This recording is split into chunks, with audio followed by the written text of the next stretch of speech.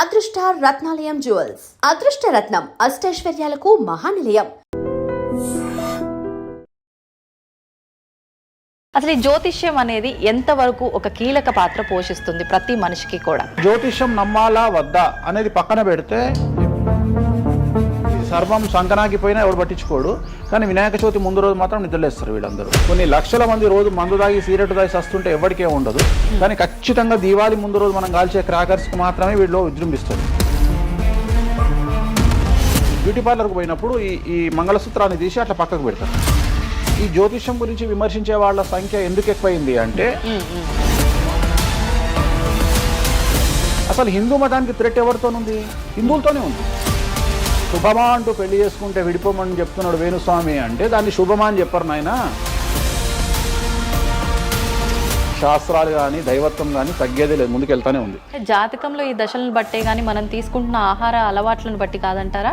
ఏం తినని వాళ్లకు కూడా క్యాన్సర్స్ వస్తాయి. అంతెందుకు, కరోనాలో మంచి మంచోడు చచ్చిపోయారు, తాగుబోతులు ఎవరు తావాలా? అవును అవును. దేవుడు అనేవాడు నీ జాతకాన్ని రాసిండు, నీ తలరాత రాయలే. ఈ మధ్య కాలంలో దశమహావిద్యల అమ్మవార్ల గురించి చాలా ఎక్కువగా వింటున్నాం. ఎవరు అసలు ఈ దశమహావిద్యలు, ఎందుకు ఆరాధించొద్దు అందరూ? సో దశమహావిద్యలు అనేవి ఇవాళ కొత్తవి కావు.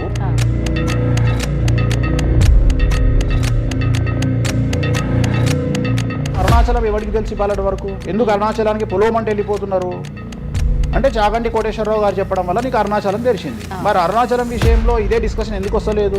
దశమహావిద్యలో నాన్ వెజ్ పెడతారు అనగానే ఇక నాన్ వెజ్ ప్రపంచంలో ఎవరు తిననట్టు, అసలు అదేదో తప్పైనట్టు, ఇక లిక్కర్ ఎవరు తాగలేనట్టు. రాముడు క్షత్రియుడు, మాంసం తినలేదా? సురాపానం అంటున్నావు. దేవతలే సురాపానం తీసుకున్నారు, అది మద్యమే. మరి అది దానికి ఏంటమ్మా? అవన్నీ పుకార్లు అంటున్నారు. పుకార్లు అదే చెప్తున్నా నేను. సురాపానము నథింగ్ బట్ సారా, ఇప్పసారా. గూగుల్లో కానీ, చాట్ జీపీటీలో కానీ, జెమినీలో కానీ వామాచారం అంటే ఏందో ఓపెన్ చేయండి, దశమహావిద్యలు అంటే ఏందో ఓపెన్ చేయండి. మీకు మీరే తెలుసుకోండి. ఈ సమాజంలో తెలుగు రాష్ట్రాల్లో ఉన్న దొంగలెవరో దొరలెవరో మీరే గుర్తుపట్టండి. ఎవరు అబద్ధాలు చెప్తున్నారో అనే విషయాన్ని తెలుసుకోండి. వేణుస్వామి దొంగ అయితే వేణుస్వామి దగ్గరికి రాకండి. నన్ను 20 నిమిషాలు ఆడుకుందామనే ప్రయత్నం చేసిన నీకు ఇప్పుడు చిన్న ఫినిషింగ్ టచ్ ఇస్తాను. అసలు నువ్వు జనవరి 1కి ముందు నా దగ్గర ఇంటర్వ్యూకి ఎందుకు వచ్చావు? నేను దానికి ఆన్సర్ చెప్తా. కాదు అదే ప్రయత్నం వేణుస్వామి చేసిండు కామాఖ్య విషయం. అమ్మా ఇట్లా వచ్చారా? నమస్కారం, వెల్కమ్ టు ఐ డ్రీమ్. ధర్మ మార్గం విత్ విజిత కార్యక్రమానికి స్వాగతం.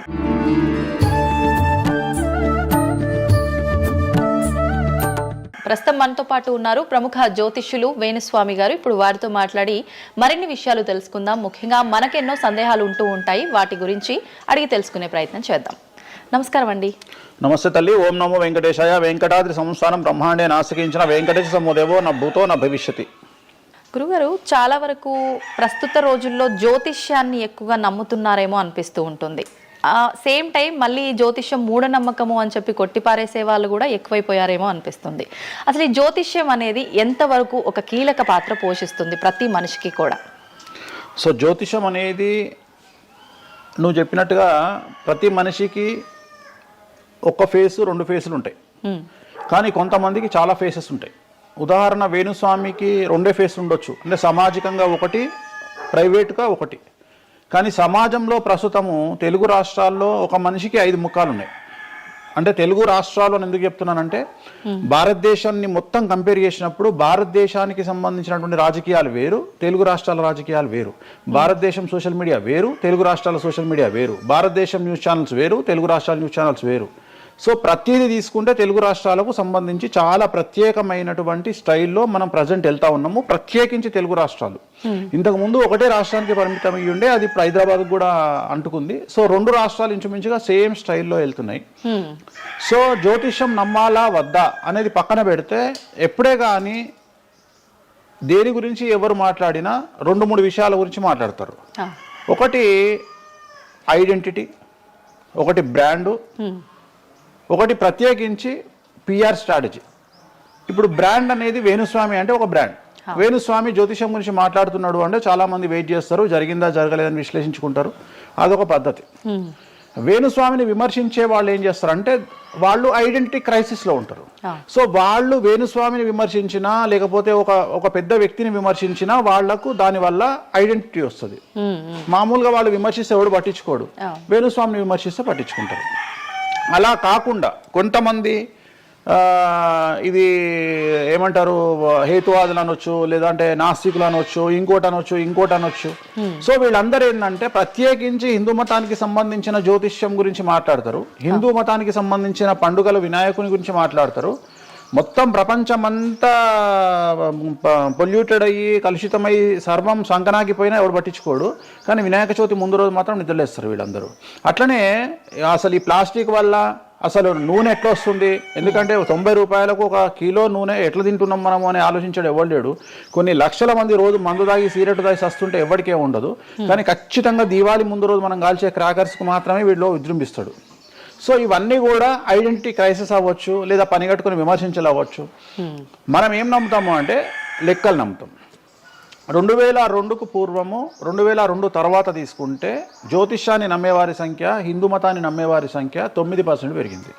సో ఇది వేణుస్వామి సొంత కవిత్వం కాదు, గూగుల్ చేస్తే గూగుల్లో మీకు కనిపిస్తుంది పర్సంటేజ్ ఎంత పెరిగింది అనేది.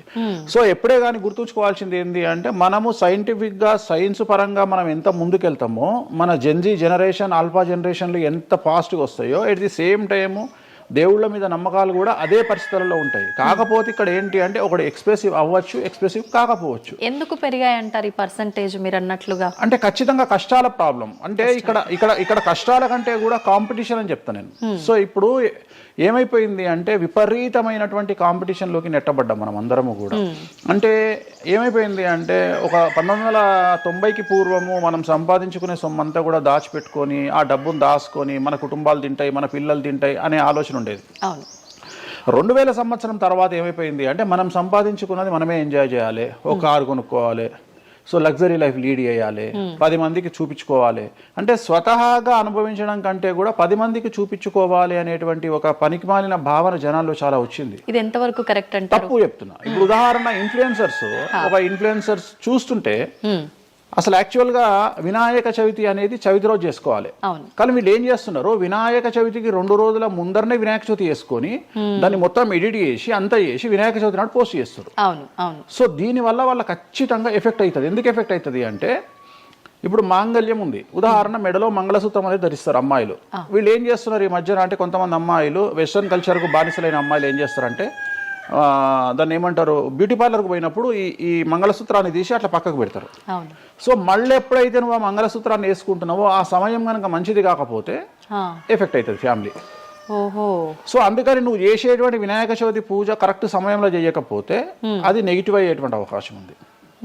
సో ఇట్లా ఇన్ఫ్లుయెన్సర్స్ ఉదాహరణ ఇప్పుడు జనరల్గా బేసిక్గా మనము ఒక యూరోప్ కంట్రీకి పోతున్నాము, ఒక దుబాయ్కి పోతున్నాము అంటే మనం అక్కడికి పోయినాక షాపింగ్ చేస్తాం.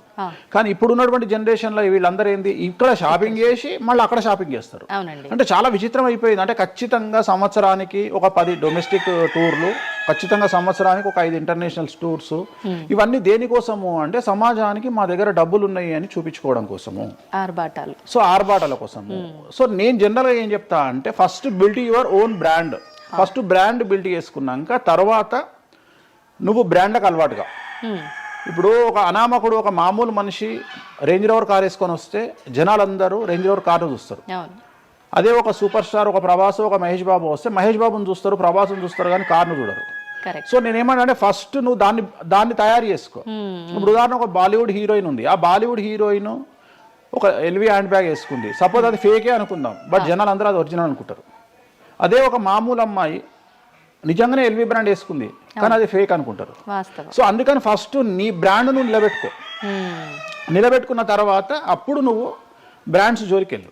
ఇప్పుడు సో ప్రస్తుతం సమాజంలో ఈ జ్యోతిష్యం గురించి విమర్శించే వాళ్ళ సంఖ్య ఎందుకు ఎక్కువైంది అంటే వాళ్ళకు వ్యక్తిగతమైన అంశాలు చాలా ఉంటాయి. They want subject. అంటే ఏమైపోయింది ఇప్పుడు ఎగ్జాంపుల్ ఇప్పుడు నేనే ఒక యూట్యూబ్ ఛానల్ పెట్టుకున్నా,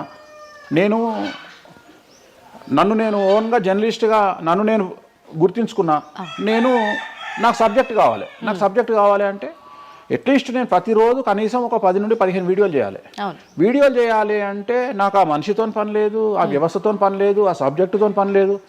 నేను రాకెట్ గురించి నేనే మాట్లాడతా, జ్యోతిష్యం గురించి నేనే మాట్లాడతా, రైతు గురించి నేనే మాట్లాడతా, పిడకల గురించి నేనే మాట్లాడతా.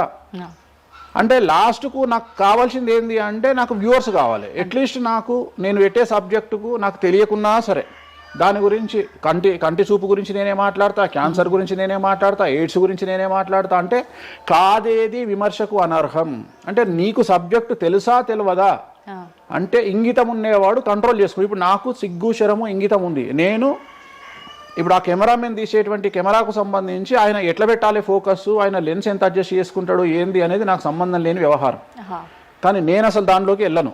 కానీ అదే విశ్లేషకుల పేరుతో ఉండేటువంటి యూట్యూబ్ ఛానల్స్ అవ్వచ్చు, ఇంకొకళ్ళు అవ్వచ్చు, వాళ్ళు ఏం చేస్తారు, దాన్ని కూడా వాళ్ళే జస్టిఫికేషన్ చేస్తారు. అంటే దాన్ని కూడా నువ్వు కెమెరా ఎట్లా పెట్టాలనో కెమెరామెన్కి వీళ్ళు నేర్పిస్తారు, వీళ్ళే డిస్కషన్. ఎందుకు అంటే వాళ్ళకి ఏదో ఒక 10,000 వ్యూవర్షిప్ పోతే ఇట్లా ఓవరాల్గా తీసుకుంటే నెలకి ఇంత వెళ్తుంది పైసలు. సో దీని మీద బ్రతికే వాళ్ళు, సో వాళ్ళు ఏం చేస్తారు, వాళ్ళు విమర్శలు చేస్తారు. సో అట్లనే హేతువాదుల ముసుగులో ఉండేవాళ్ళు విమర్శలు చేస్తారు. అన్నిటికంటే ప్రాబ్లం ఏమైపోయింది అంటే పొద్దున్న లేస్తే హిందూ మతం బాగుండాలి, హిందూ మతం బాగుండాలి అంటే అసలు హిందూ మతానికి థ్రెట్ ఎవరితోనుంది? హిందువులతోనే ఉంది. ముస్లిమ్స్తో లేదు, క్రిస్టియన్స్తో లేదు. ఎందుకంటే వేరే వాళ్ళు మన జోలికి రావట్లా. ఎంతసేపు కప్పల భాగవతం లాగా మన జీవితంలో ఎలుకల భాగవతం లాగా ఒక ఎలుక ఇంకో ఎలుకని కిందికి గుంజుతుంది, ఒక కప్ప ఇంకో కప్పని కిందికి లాగుతుంది. అట్లనే హిందువులలో వేణుస్వామి ఆస్ట్రాలజికల్ ప్రిడిక్షన్స్ లో మంచిగా ఉన్నాడు అంటే వేణుస్వామి చెప్పింది ఏదైనా జరిగినప్పుడు వేయడానికి ఎవరికి మనసు రాదు. కానీ వేణుస్వామిని విమర్శించడానికి పొలవమంటే అందరూ వచ్చేస్తారు. అంటే మరి నేను హిందువునే కదా, నన్ను కిందికి లాగేవాడు హిందువే కదా, మరి ఇక్కడ హిందూ మతం ఏమవుతుంది? ఇప్పుడు సమాజంలో నేను అబ్జర్వ్ చేస్తున్నా, గత కొన్ని రోజుల నుండి, ఒక 6 నెలల నుండి, సంవత్సరం నుండి Telugu media in the sense నేను లోకల్ సోషల్ మీడియాలో హిందూ మతాల పేరు మీద కొత్త వర్షన్ వచ్చింది. ఏంటి అంటే హిందూ ఆచార వ్యవహారాలను విమర్శించడము చాలా కామెడీ అయిపోయింది. ఒక ఆయన ఈ మధ్యలో ఇంటర్వ్యూ చూసిన నేను, అసలు దుర్గమాల లేదంటాడు ఆయన. నేను షాక్ అయినా. నేను ఇనుంటావు నువ్వు కూడా. నాకు ఆశ్చర్యం అనిపించింది. దుర్గమాల లేదు అంటే అమ్మవారి మాల, జనరల్ గా భవానీ మాల కరెక్ట్ వర్డ్. భవానీ మాల లేనే లేదు, అసలు చరిత్రలో లేదు అంటాడు. అంటే సమాజము ఏదో విధంగా భక్తి మార్గం వైపు వెళ్తుంది అంటే నువ్వు సంతోషంగా ఫీల్ అవ్వాలి. కానీ దాన్ని కూడా విమర్శించేవాడు. ఎందుకంటారు ఇలా అంటే వీళ్ళందరూ పండితులు కాదు, వీళ్ళందరూ standing comedians or sitting comedians. ఒక ఆయన కూర్చొని మాటలు చెప్తాడు, వాళ్ళు నవ్వడం స్టార్ట్ కాగానే ఈయన మర్చిపోతాడు. ఇక ఈయనను మర్చిపోయి, అంటే ఆడవాళ్ళు నవ్వుతుంటారు, మగవాళ్ళు నవ్వుతుంటే ఈయన ఆనందానికి పరవశుడు అయ్యి ఇంకా వాళ్ళు నవ్వుతున్నారు కదా అని రెచ్చిపోయి ఇంకా గ్రహాలు లేవు, దేవుడు లేడు, ఏది ఒక బ్రాహ్మణుడయ్యుండి ఒక పండితుడయ్యుండి టోటల్ మన సబ్జెక్టుకు వ్యతిరేకంగా మాట్లాడుతూ ఉంటాడు. అట్లనే ఆయన ఎవరో భవానీమాల లేదు అంటాడు. నేను నీకు వచ్చిన నష్టమేముంది? నువ్వు మొగోడివైతే భవానీమాల కాదు, ఎవరైతే కోయంబత్తూరులో ఈషా ఫౌండేషన్లో లింగభైరవ అమ్మవారు లేదని చెప్పు, అది నీ గొప్పతనం. నిజంగా లింగభైరవ అమ్మవారు లేనప్పుడు లేదని చెప్పు. ఆమె క్రియేటెడ్ కాడు, చెప్పొచ్చు కదా లేదు అని. ఎందుకంటే అక్కడ భయం ఏంటంటే ఎవరు తంతడు అని. వీళ్ళ భయం అంటే ఏంటంటే ఎక్కడైతే ఎవడు వీళ్ళకి అడ్డు రాడో అక్కడికి వస్తాడు. వీళ్ళకి ఒరిజినల్ సబ్జెక్ట్ మాట్లాడే దమ్ము లేదు. సో ఇదంతా ఎంత చేసినా నేను అల్టిమేట్గా చెప్పేది ఏంటంటే జ్యోతిష్యానికి వ్యక్తిగతంగా నా దగ్గరకు వచ్చేవాళ్ళు నాకు జనాలకు చెప్పారుగా. ఇప్పుడు నేను ఒక మాట చెప్తా, ఇప్పుడు సీక్రెట్ మెయింటైన్ చేయాలనుకుంటారు ప్రతి ఒక్కరు, ప్రైవసీ మెయింటైన్ చేయాలనుకుంటారు. మామూలుగా హాస్పిటల్కి పోతేనే ఇవాళ ప్రైవసీ మెయింటైన్ చేయాలనుకుంటున్నారు. అది అట్లీస్ట్ తలకాయనొప్పికి పోయినా వాళ్ళు దే వాంట్ ప్రైవసీ. అంటే కారు డైరెక్ట్గా B1కి వెళ్ళిపోతుంది, పైకి వెళ్ళిపోతారు, డాక్టర్ని కలుస్తారు, వస్తారు. అట్లాంటిది వేణుస్వామి దగ్గరకు వచ్చి నేను ఎందుకు చెప్పాలనుకుంటున్నా, లేదంటే నేను ప్రజలకి చెప్పాలనుకుంటున్నా అనుకోరు కదా. ఎవరో ఒకళ్ళు వేణుస్వామి దగ్గరికి వెళ్ళినప్పుడు కొన్నిసార్లు కొన్ని వీడియోలు తీసినప్పుడు 100 మందిలో ఒక వీడియో తీసినప్పుడు ఆ వీడియో పోస్ట్ చేస్తాము, దానివల్ల నా దగ్గరకు వచ్చినట్టు తెలుస్తుంది. కానీ 99% నా దగ్గరకు వచ్చినట్టు తెలియదు. నా దగ్గరికే కాదు, జ్యోతిషం అనేది ఎక్స్ట్రీమ్గా జనాల్లోకి వెళ్తున్నది. ఎట్ ది సేమ్ టైం భక్తి అనేది జనాల్లోకి వెళ్తున్నది. దాన్ని భయం అంటమా భక్తి అంటమా పక్కన పెడితే ఈరోజు జనాలు ముక్కోటి కానీ ఇతరత్ర పండుగలు కానీ January 1st కానీ జనాలు విపరీతంగా దేవాలయాల్లో ఉంటున్నారు. అంటే జనాలకు దేవుడి మీద కానీ శాస్త్రాల మీద కానీ వచ్చినటువంటి నమ్మకము, ఈ నమ్మకాన్ని ఎవరో ఒకళ్ళు వచ్చి టీవీలో కూర్చొని చెప్పినంత మాత్రాన పోదు. సో ఇది జనాల్లోకి విపరీతంగా వెళ్తానే ఉంటుంది. జనాలు ఎప్పుడే కానీ ఎంత వెస్టర్న్ కల్చర్కి వెళ్ళినా నమ్మకము అనేది ఒకటి ఉంటుంది. మనల్ని నమ్మించేది, మనల్ని బ్రతికించేది నమ్మకము. ఈ నమ్మకం లేకపోతే మనకు జీవితం లేదు. సో ఈ జ్యోతిష్యము అనేది అంధకార బంధురంలో ఉండేటువంటి ఒక వ్యక్తిని బయటకు తీసుకురావడానికి, జరగబోయేటువంటి నష్టాన్ని చెప్పడానికి మాత్రమే పనికి వచ్చేటువంటి శాస్త్రము. అంతేగాని నువ్వు 50 ఏళ్లకు నరుకుతావు, 40 ఏళ్లకు కారు కొంటావు, ఈ సొల్లు పురాణం చెప్పాల్సిన పని లేదు. జరగబోయేటువంటి నష్టాన్ని గనక చెప్పగలిగితే జ్యోతిష్యము దాన్ని సరి చేసుకోవడంతో పాటు మానసికంగా స్ట్రాంగ్ అవ్వడానికి ఆ వ్యక్తికి చాలా చాలా చాలా ఉపయోగపడుతుంది. భార్యాభర్తలు తన్నుకొని చస్తారు, విడిపోతారు అని చెప్పడంలో ఉద్దేశము మీరు విడిపోండి అని కాదు. భార్యాభర్తల్లో అట్లీస్ట్ జనరేషన్ ను బట్టి ఈ రోజు భర్త అనేవాడు కాంప్రమైజ్ అయ్యి భార్య తిట్టినా పడి ఉంటాడు అని ఇక్కడ ఉద్దేశము. అంటే ఒకప్పుడు భార్యకు భర్తకు పెళ్లికి కనీసం 10 సంవత్సరాల గ్యాప్ ఉండేది. ఎందుకు అంటే భార్య అనే అమ్మాయి చిన్నపిల్లగా ఉంటే భర్త అనేవాడు ఒక కూతుర్ని చూసుకుంటాడు అనే ఉద్దేశంతో ఆ పెళ్లిళ్ళు చేసేవాళ్ళు. ఇవాళ ఏం చేస్తున్నారు, ఇద్దరికి 6 నెలలు తేడా ఉండదు. సో ఇద్దరు టెంపర్మెంట్ లో వెళ్తారు, ఇద్దరు గొడవలు పడతారు. సో ఈ కండిషన్ లో వాళ్ళిద్దరు విడిపోయేటువంటి తత్వం వైపు వెళ్తారు. కాబట్టి మొదలే మీ జాతకాలు బాగా లేవు, మీకు విడిపోయే అవకాశం ఉంది అంటే మిమ్మల్ని విడిపోమని చెప్పడం కాదు. ఇక్కడ మీరు జాగ్రత్తగా ఉండండి, కాంప్రమైజ్ కండి, ఈగోస్ పక్కన పెట్టండి, మీ పొసెసివ్నెస్ను పక్కన పెట్టండి. సో ఆర్థికపరమైనటువంటి అంశాల్లో క్యాలిక్యులేటెడ్గా ఉండండి, తన్నుకొని చావకండి, విడిపోకండి అని మొదలే వాళ్ళని హెచ్చరించడం అనేటువంటిది దీంట్లో భాగము. కానీ ఇవాళ ఏమంటున్నారు, శుభమా అంటూ పెళ్లి చేసుకుంటే విడిపోమని చెప్తున్నాడు వేణుస్వామి అంటే దాన్ని శుభమా అని చెప్పరు నాయన. ప్రతి ఒక్కళ్ళకి అదే చెప్తున్నారు. ఆ మాతకు వస్తే మీరు పొద్దున్న లేస్తే 100 పెళ్లిలలో 80 పెళ్లిళ్ళు డివోర్స్ అవుతున్నాయి. మరి దీని మీద మీరే కదా డిబేట్ పెడతారు. సో ఇదంతా ఏంటంటే ఒక వ్యక్తిని విమర్శించాలనుకున్నప్పుడు వాళ్ళు ఏదైనా తీసుకురావచ్చు. దాన్ని రామ అంటే దాన్ని చిన్న పదాలు మారిస్తే ఆ రామ అనేది ఒక బ్యాడ్ వర్డ్ అవుతుంది. సో దాన్ని ఎట్లంటే అట్లా చేసుకొని పోవచ్చు. కానీ ప్రస్తుతం దేశ కాలమాన పరిస్థితులలో జ్యోతిష్యం కానీ శాస్త్రాలు కానీ దైవత్వం కానీ తగ్గేదే లేదు, ముందుకెళ్తానే ఉంది. ఇప్పుడు ఒక మనిషి జననం దగ్గర నుంచి చనిపోయే వరకు జాతకం అనేది కొన్ని సందర్భాల్లో మాత్రమే చూడాలి అని చెప్పి ఒకప్పటి కాలంలో చెప్పేవారట. కానీ ఇప్పుడు మాత్రం పుట్టిన దగ్గర నుంచి ఎప్పుడు ఏ చిన్న సమస్య వచ్చినా జాతకం చూపించుకోవడము, అసలు ఇది మన సాంప్రదాయంలో లేనే లేదు అంటున్నారు. ఇది ఎంతవరకు వాస్తవం? నేను లాస్ట్ ఇయర్ ఒక హీరోకు ఒక బిడ్డ పుడితే నేను చెప్పినప్పుడు చాలా మంది మేధావులు వచ్చి నన్ను విమర్శించారు. చిన్న పాపకు జాతకం చెప్తారా ఎవడన్నా అని. నీకు తెలిసే ఉంటే కృష్ణదేవరాయల ఆస్థానం కానీ ఇతర రాజులు పెద్ద రాజుల ఆస్థానంలో కానీ ఆస్థాన సిద్ధాంతి అని ఉండేవాడు. వాళ్ళు ఏం చేసేవాళ్ళు అంటే రాణికి కూతురు పుట్టిన కొడుకు పుట్టిన వాళ్ళు వచ్చి మొత్తం లైఫ్కు సంబంధించిన జాతకాన్ని రాసేవాళ్ళు.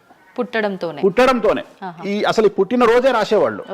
వీళ్ళు ఏమైతారు, ఈయన జీవితంలో ఏమైతాడు, దొంగ అవుతాడా, మంచోడు అవుతాడా, రాజు అవుతాడా, లంగ అవుతాడా, క్రికెటర్ అవుతాడా అంటే ఆ దేశకాలమాన ప్రశ్న బట్టి అప్పుడు. సో దాన్ని ఇప్పుడు కన్వర్షన్ చేసుకుంటే ఇప్పుడు మేము రాసే జాతకంలో ఇప్పుడు వీడు ఇంజనీర్ అవుతాడా, డాక్టర్ అవుతాడా, ఎంటర్ప్రెన్యూర్ అవుతాడా, ఉద్యోగస్తుడు అవుతాడా.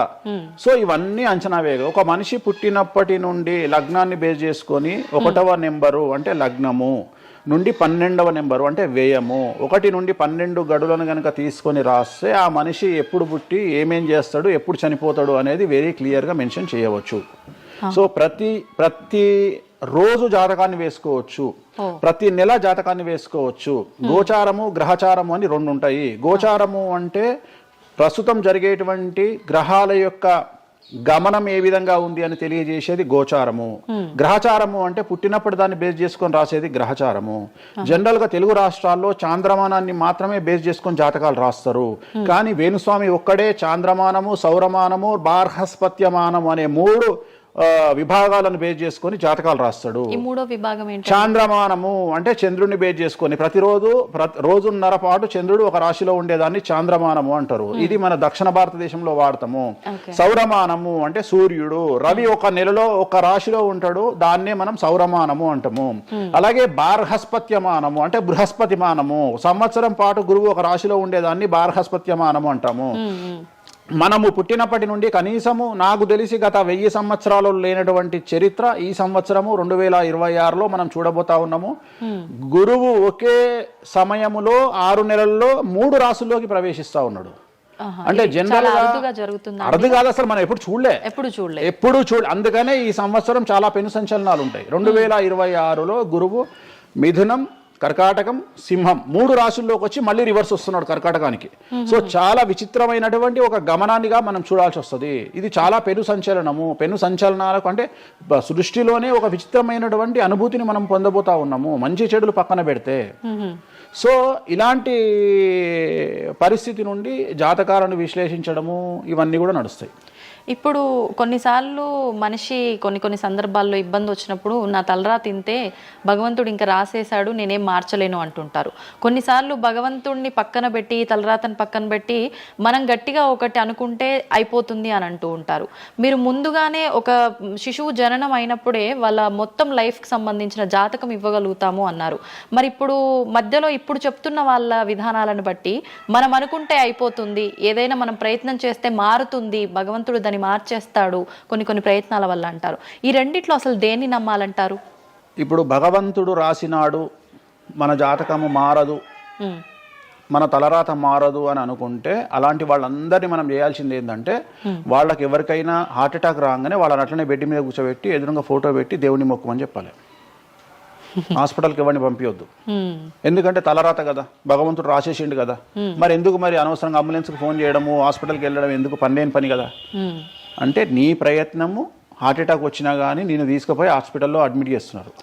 సో హాస్పిటల్లో నిన్ను టైంకు తీసుకుపోవాలా వద్దా అని డిసైడ్ చేసేది జాతకం. నువ్వు బతుకుతావా బ్రతకావా అని డిసైడ్ చేసేది జాతకం. ఇక్కడ నేను తోపు నేను తురుము అని అనుకుంటే నడవదు. నేను తోపు నేను తురుము అనుకోవద్దు. చాలా మంది చాలా రకాలుగా కష్టపడతారు. కష్టపడితేనే సుఖపడతాము, కష్టపడితేనే జీవితం అభివృద్ధిలోకి వస్తుంది అనుకుంటే అతి కష్టం పడేది గాడిద. సో అతి కష్టం పడేది డ్రైనేజీలో పనిచేసేటువంటి మున్సిపల్ వర్కర్స్. సో వాళ్లకు ₹1,00,000 రోజుకు జీతం ఇచ్చినా తక్కువ లేదు.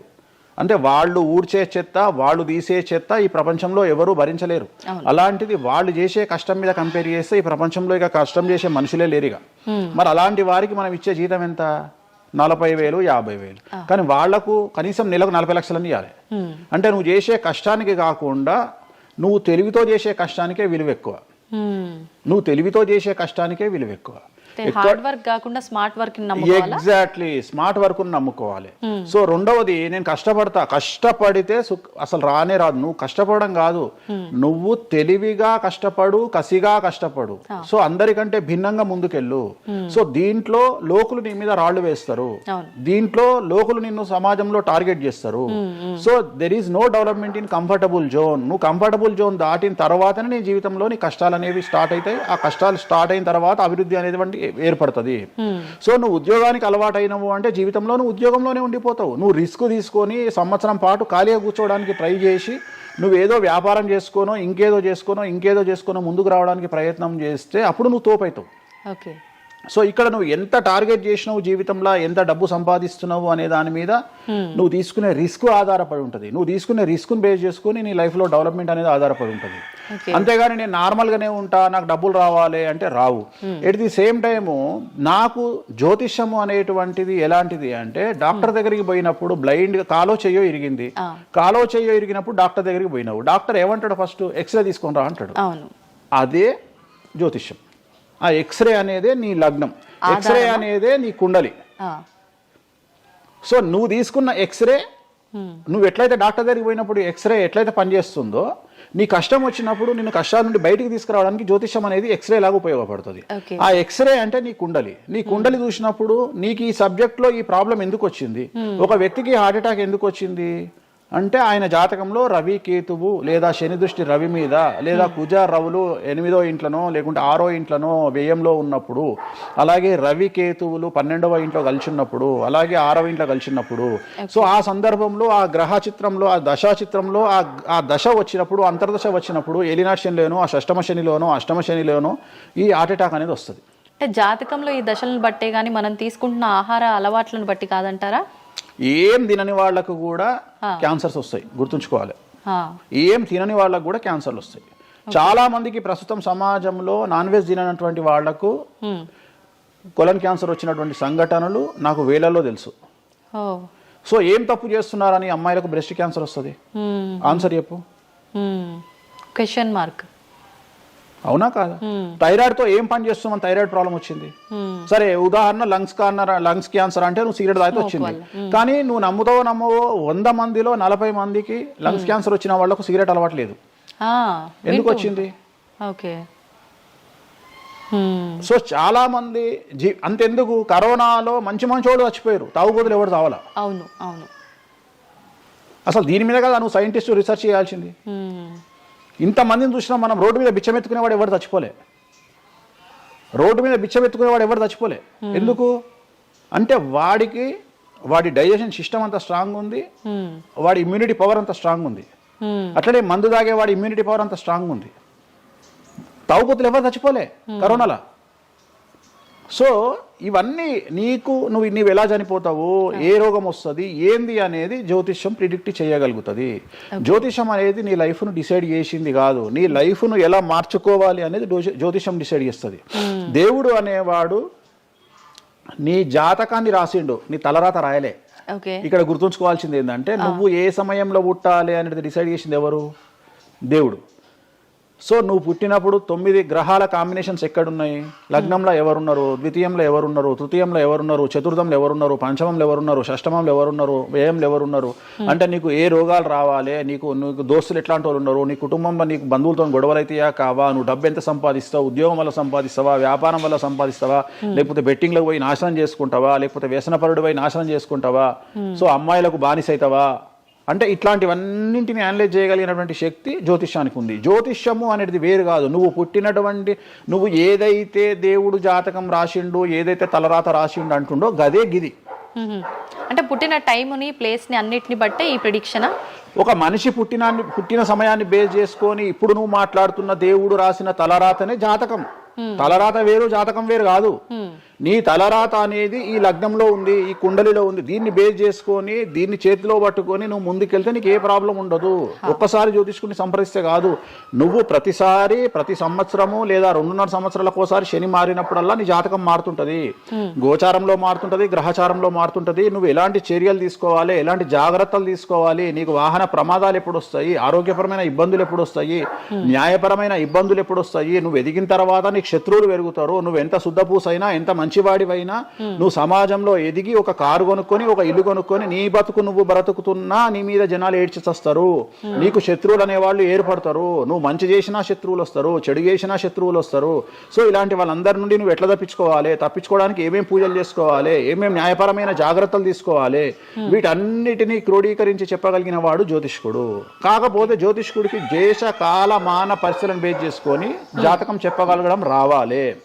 ఎందుకంటే జ్యోతిష్యంలో ఉదాహరణ రవి, కుజ, కేతువు కలిసి ఉన్నప్పుడు సుఖవ్యాధి వస్తుంది.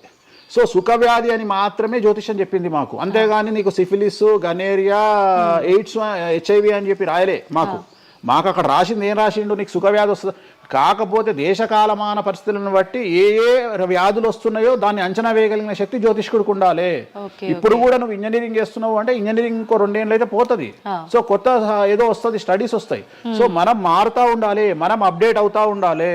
ఎట్లయితే టెక్నాలజీ కోసము, ఎట్లయితే కెమెరా విషయంలో, ఎట్లయితే మైక్ల విషయంలో అప్డేట్ అవుతున్నామో మేము కూడా జ్యోతిష్యం విషయంలో అప్డేట్ కావాలి. కానీ మమ్మల్ని అప్డేట్ అవ్వడానికి ఎవరు మాకు భుజం తట్టేవాళ్ళు కానీ, వెన్ను తట్టేవాళ్ళు కానీ, మమ్మల్ని ఎంకరేజ్ చేసేవాడు కానీ ఉండడు. ఎంతసేపు మా మీద దాడి చేద్దామని చూసేవాడే ఉంటాడు. మేము ఏదైనా విశ్లేషించి కొత్తది చెప్పుదాము అనేటువంటి ప్రయోగం చేయంగానే ఆటోమేటిక్గా రాకెట్ ఫెయిల్ అయితేనేమో సింపతి చూపిస్తారు, మేము చెప్పింది ఫెయిల్ కాగానే దాడి చేస్తారు. సెఫాలజిస్టుల పేరుతోని ప్రతి సంవత్సరము కనీసం ఒక 20-30 మంది ఫెయిల్ అయితేనే ఉంటారు ఎన్నికలలో. వాళ్ళ జోలికి ఎవడు పోడు. కానీ మేము ఎవడన్నా పుసుక్కున ఎక్కడన్నా ఎన్నికలు గెలువయ్యి అని చెప్పగానే మా మీద దాడి చేసే వాళ్ళు ఎక్కువ ఉంటారు. సో మాకు కూడా ఎంకరేజ్మెంట్ చేస్తే మేము సైన్స్ను ఎప్పుడో పండబెట్టగలిగిన శక్తి మాకు ఉన్నది, జ్యోతిష్కులకు లేక కాదు. కాకపోతే మమ్మల్ని ఎవడు వెన్నుదడతాడు, మా గురించి ఎవడు మాట్లాడతాడు, మా గురించి మెచ్చుకునేది పర్సనల్గా వ్యక్తిగతమైనటువంటి టర్మినాలజీలో మాతో మాట్లాడే వాళ్ళు మెచ్చుకుంటారు తప్ప సమాజం మమ్మల్ని చూసే దృష్టి వేరు. ఎంతసేపు మా దాంట్లోనే మాకు ఉండదు. మా దాంట్లో యాచకా శత్రువు అంటే బిచ్చపోడు శత్రువు అని మా దాంట్లో మాకే తన్నులాట. కామాఖ్యకు పోయి బలుడిచ్చి పూజలు చేసుకునేటువంటి జ్యోతిష్కులు హైదరాబాద్కు వచ్చి అక్కడ బలులే లేవని చెప్తాడు ఒక జ్యోతిష్కుడు. సో ఇట్లా ఎందుకు చెప్తున్నారు అంటే వాళ్ళ కర్మ, మనం ఏం చేయలేము. సో ఓవరాల్గా జ్యోతిష్యం అనేది ఏదైనా చరిత్ర సృష్టించగలుగుతుంది. జ్యోతిష్యము అంటే మనిషి యొక్క తలరాతనే జ్యోతిష్యం. ఇప్పుడు మీరు చెప్పిన దాన్ని బట్టి అంతా మనం పుట్టిన టైము ప్లేస్ని బట్టే డిసైడ్ అవుతుంది ఈ ప్రిడిక్షన్ అంతా. అంటే న్యాచురల్గా బర్త్ జరిగితే ఓకే, కానీ ఇప్పుడు అన్ని ముహూర్తాలు పెట్టుకొని టైము అన్ని చూసి చేస్తున్నారు కదా, మరి ఇటువంటి వారికి జాతకం ప్రిడిక్షన్ కరెక్ట్ ఉంటుందా? ఆ ముహూర్తం పెట్టాలి అనేటువంటి టైమింగ్ కూడా ఆయన డిసైడ్ చేస్తాడు దేవుడే.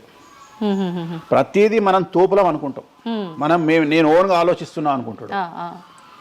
ఓకే, అది ఆల్రెడీ డిసైడెడే. నీ మనసులో ఆ భావం రావడానికి, నీ మనసులో ఆ ముహూర్తం పెట్టించుకోవాలి అని అనుకోవడానికి కర్త కర్మక్రియనే భగవంతుడు. మరి ఇది పెళ్లిళ్ళ విషయంలో ఎందుకు వర్తించదు? పెట్టుడు ముహూర్తాల్లో పెళ్లిళ్ళు వద్దు, అదంతా సఖ్యతతో ఉండరు భార్యాభర్తలు అంటారు కదా. అసలు ముహూర్తం మంచిదైతే ఎందుకు విడిపోతున్నారు అని ఇప్పుడు కొంతమంది మేధావులు అడుగుతారు. ఫస్ట్ నేను చెప్పే పాయింట్ ఏంటంటే, నీ జాతకాలే కలవకపోతే నువ్వు ఎంత మంచి ముహూర్తంలో చేసుకుంటే ఉంది. నీ జాతకాలు బాగుంటే, మీ జాతకాలు కలిస్తే నువ్వు అష్టమి నాడు పెళ్లి చేసుకున్నా, అమావాస్య నాడు పెళ్లి చేసుకున్నా ఏమీ కాదు.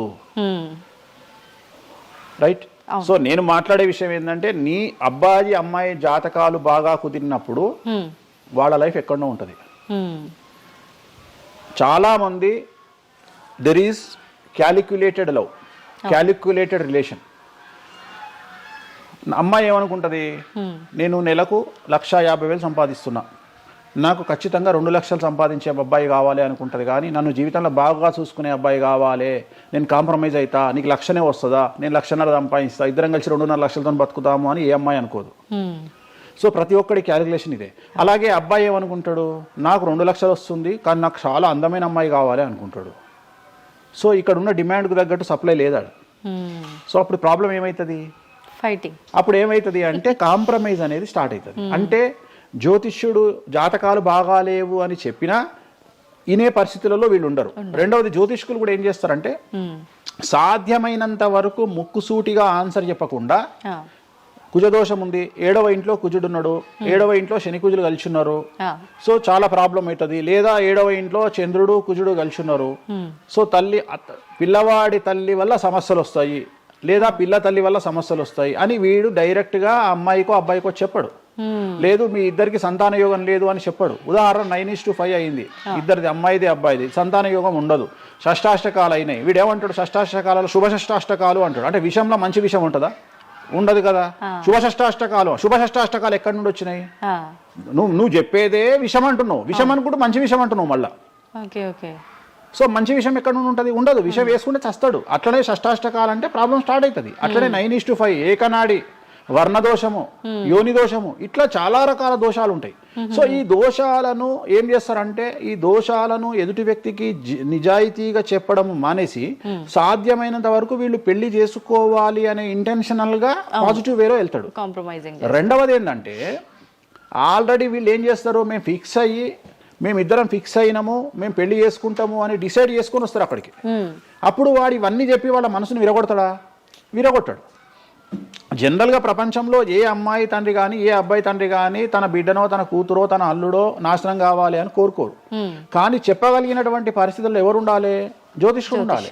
సో అది నేను చేస్తున్న ప్రస్తుతం కలియుగంలో. వేరే వాళ్ళు ఎవరు చేయట్లేదు ఆ విధంగా. ఎందుకంటే రేపొద్దున కలిసి ఉండకపోతే 2 కుటుంబాలు బాధపడతాయి, సమాజంలో చెడ్డ పేరు వస్తుంది, వీళ్ళ లైఫ్ స్పాయిల్ అయిపోతుంది.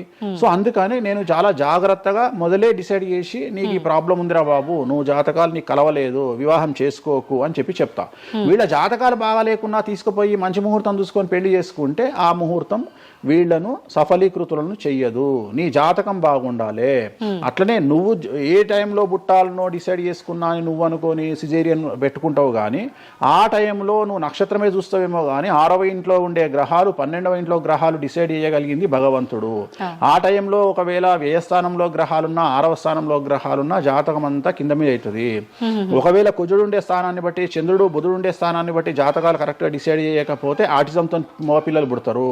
సో ఇన్ని సమస్యలు ఉంటాయి. సో చాలా ఈజీగా సిజేరియన్ ఆపరేషన్ చేసుకోగానే పిల్లలు మంచిగా పుడతారు అని కాదు అక్కడ. ఎందుకంటే నువ్వు పిల్లలు మంచిగా పుట్టాలి లేదు అనేది డిసైడ్ చేయడానికి it will take 3 to 4 hours. కానీ 3 to 4 minutes లో జ్యోతిష్కుడు డిసైడ్ చేస్తుంది. అది తప్పు. ఈ మధ్యకాలంలో దశమహావిద్యల అమ్మవార్ల గురించి చాలా ఎక్కువగా వింటున్నాం. రాబోతున్న సినిమాలు, ఆల్రెడీ వచ్చిన సినిమాలు కూడా వారికి సంబంధించిన సినిమాలు ఎక్కువగా రావడం జరుగుతోంది. అంటే కొత్తగా, అంటే ఎవరైనా మనిషి కొత్తగా వస్తే మాట్లాడుకోవడం వరకు ఓకే, కానీ భగవంతుల గురించి కొత్తగా మన అందరిలోకి రావటము, వాళ్ళ గురించి మాట్లాడుకోవటము, మళ్ళీ అంటే భగవంతుడు అంటేనే అందరికీ అందుబాటులో ఉండి వాళ్ళకున్న కష్టాల నుంచి గట్టెక్కించడానికి ఆరాధించే వాళ్ళుగా మనం భావిస్తాము. మరి వాళ్ళని అందరూ ఆరాధించొద్దని రకరకాల విధానాలన్నీ చెప్తూ ఉన్నారు. ఎవరు అసలు ఈ దశమహావిద్యలు, ఎందుకు ఆరాధించొద్దు అందరూ? నేను 1991 ఐ థింక్ ఘరానా మొగుడు అనే సినిమా ఓపెనింగ్ చేయడానికి విశాఖపట్నం వెళ్ళాను నేను. ఆ సినిమా ముహూర్తం నేనే పెట్టిన. ఇక్కడ చిరంజీవి గారి సినిమా, రాఘవేంద్రరావు గారిది విశాఖపట్నంలో అయ్యింది. బంగారు కోడిపెట్ట అనే సాంగ్ తోని ఆ సినిమా స్టార్ట్ అయింది. అది ముహూర్తం చేసిన నేను విశాఖపట్నంలో. అప్పుడు నేను అక్కడనే పక్కనే ఉన్నటువంటి శ్రీకాకుళం అనేటువంటి ఒక ప్రాంతానికి వెళ్ళిన. నేను మాట్లాడేది 1991. అప్పుడు వాళ్ళకి ఎన్టీ రామారావు అంటే ఎవరో తెలియదు. హైదరాబాద్లో ఎన్టీ రామారావు ఉంటాడు అంటే వాళ్ళ ఆశ్చర్యానికి అంతులు లేవు. అంటే ఎన్టీ రామారావు అనే వ్యక్తిని మీరు చూసిరా, మీకు తెలుసా అంటే వాళ్ళంతా, అంటే ఆ రోజు ఉన్నటువంటి డెవలప్మెంట్, ఆ రోజున్న ఫ్లైట్లు, ఆ రోజున్న వ్యవస్థను బట్టి వాళ్ళు ఎక్కడనో కుగ్రామంలో ఉండేటువంటి మనుషులు. సో వాళ్లకు ఎన్టీఆర్ అంటే హైదరాబాద్ అంటే తెలియదు. మీరు ఇప్పటికీ కూడా శ్రీకాకుళం ఆ ఏరియాకి వెళ్ళి హైదరాబాద్ మీరు జీవితంలో వచ్చిరని అడగండి, 190 మందికి హైదరాబాద్ అంటే ఏందో తెలియదు. ఓకే, సో అట్లనే భారతదేశంలో ఇప్పుడు మన తెలుగు రాష్ట్రాల్లో పుట్టిన చాలా మంది దగ్గరికి వెళ్ళి ఢిల్లీ ఎలా ఉంటుంది అని అడిగితే మీకు తెలియదు, ముంబై ఎలా ఉంటుంది అని అడిగితే మీకు తెలియదు. మాకు తెలియదు కాబట్టి ప్రపంచం గింతే బాయిలకప్ప అనుకోవద్దు. సో దశమహావిద్యలు అనేవి ఇవాళ కొత్తవి కావు. ఎలాగైతే లింగాకారంలో శివుణ్ణి పూజిస్తున్నామో, శివుడి భార్య అయినటువంటి సతీదేవిని అదే యోని రూపంలో పూజిస్తున్నాము. అయిపోయింది, చెరిసగం మంచుకురు ప్రపంచాన్ని. నీకు ఇవాళ తెలిసింది వేణుస్వామి చెప్తే. వేణుస్వామి ఎంక్వైరీ చేయడం అలవాటు, వేణుస్వామికి ఎక్స్ప్లోర్ చేయడం అలవాటు కాబట్టి తిరిగి వచ్చి నీకు ఇవాళ చెప్తే నీకు అర్థమైంది. నువ్వు అంత మాట మాట్లాడుతున్నావు. అరుణాచలం ఎవరికి తెలిసి బాలటి వరకు ఎందుకు అరుణాచలానికి పొలోమంటే వెళ్ళిపోతున్నారు అంటే చాగంటి కోటేశ్వరరావు గారు చెప్పడం వల్ల నీకు అరుణాచలం తెలిసింది. మరి అరుణాచలం విషయంలో ఇదే డిస్కషన్ ఎందుకు వస్తలేదు? అరుణాచలం అనేది నిన్న మొన్నటి దానికి తెలియదు కదా జనాలకు. ఇవాళ గిరి ప్రదక్షిణలు చేస్తూనే ఉన్నారు కదా మీరు అందరు పోయి. అంటే ఎవరో ఒకళ్ళు ఒక సబ్జెక్టు గురించి మాట్లాడేటువంటి పరిస్థితుల్లోకి రావాలి. ఆ ఫ్రీడమ్ మనం ఇవ్వాలి. సో అరుణాచలం గురించి చాగంటి గారు ఎలా మాట్లాడినారో దశమహావిద్యల గురించి వేణుస్వామి గత 5 సంవత్సరాల నుండి ఫైటింగ్ చేస్తూ ఈ స్టేజ్కి తీసుకొచ్చిండు. దశమహావిద్యల గురించి మాట్లాడడంలో చాలా ఇబ్బందులు ఉంటాయి. ఎందుకంటే చాలా మంది దొంగ పనులు చాటుకు చేయాలనుకుంటారు కానీ పబ్లిక్ లో చేయాలనుకోరు. సో అలాంటి దాన్ని సైలెన్స్ బ్రేక్ చేసినటువంటి వ్యక్తి వేణుస్వామి. దానివల్ల వేణుస్వామి చాలా సఫర్ అయ్యిండు, సామాజికంగా సఫర్ అయ్యిండు, పండితులతో సఫర్ అయ్యిండు, మీడియా వల్ల సఫర్ అయ్యిండు, చాలా మందితో సఫర్ అయ్యిండు దశమహావిద్యల గురించి మాట్లాడడం వల్ల. అంటే ఎందుకు మరి మీరు ఇంత సఫర్ అవుతున్నప్పుడు ఎందుకు? నా ఇష్టం అది. అంటే సమాజంలో ఉన్నప్పుడు ఇష్టం, మన ఇష్టం. నేనేం తప్పు మాట్లాడతలేను కదా. ఇప్పుడు నేననే పాయింట్ ఏంటంటే అల్ట్రాసెట్ అని ఒక టాబ్లెట్ ఉంటుంది. ఆ టాబ్లెట్ లో గంజాయి ఉంటుంది. సో మనం వాడే చాలా టాబ్లెట్లలో గంజాయి ఉంటుంది. మనం వాడే చాలా టాబ్లెట్లలో కొన్ని క్యాన్సర్ ఔషధాలలో పాము విషం ఉంటుంది. దాని గురించి మనం మాట్లాడుకోం. సో మనం దేని గురించి మాట్లాడుకుంటాము అంటే ఏదైనా కొత్తది వచ్చినప్పుడు, వేణుస్వామి లాంటి వాడు వచ్చినప్పుడు మాట్లాడుకుంటాడు. ఇప్పుడు చాలా మంది, కొంతమంది నాకు తెలిసిన వాళ్ళు షుగర్ అంటే ఇప్పటికి కూడా చెప్పుకోరు. భారతదేశంలో షుగర్ వస్తే చెప్పుకోరు షుగర్ వచ్చిందని. అంతెందుకు ఇవాళ గురించి సరోగసి గురించి ఇప్పటికీ మన దేశంలో మాట్లాడుకోరు. ఇప్పటికి కూడా చాలా మంది సెలబ్రిటీలు సరోగసితోని పిల్లల్ని గంటూ అబద్ధాలు చెప్పుకుంటారు, మేము కడుపుతోనున్నామని. అట్లనే అబద్ధాలు చెప్పుకుంటారు, అట్లనే శ్రీమంతాలు చేసుకుంటారు. కానీ వాళ్ళంతా సరోగేట్ మదర్సు. కానీ వాళ్ళు జనాలకు తెలియదు. ఎందుకంటే పొద్దున్న లేచి డోర్ కొట్టి నువ్వు కడుపుతో ఉన్నావా లేదా అని బెదిరిస్తాడు. ఎవడన్నా బెదిరించాడు కదా. నువ్వు ఒక నిజమైన ప్రెగ్నెంట్ను పిలిచి అమ్మ 9 నెలలకు నీ బాడీ లాంగ్వేజ్ ఏందో అడుగు. డెలివరీ అయిన తర్వాత 40 రోజులు నీకు సుక్కలు ఎట్లా కనిపిస్తాయో అడుగు. మొన్న నాకు బాగా క్లోజ్ అయినటువంటి ఒక ఆమె 21 కొడుకు పుట్టిండండి వేణుస్వామి గారు, 21కి రండి అని పిలిచింది.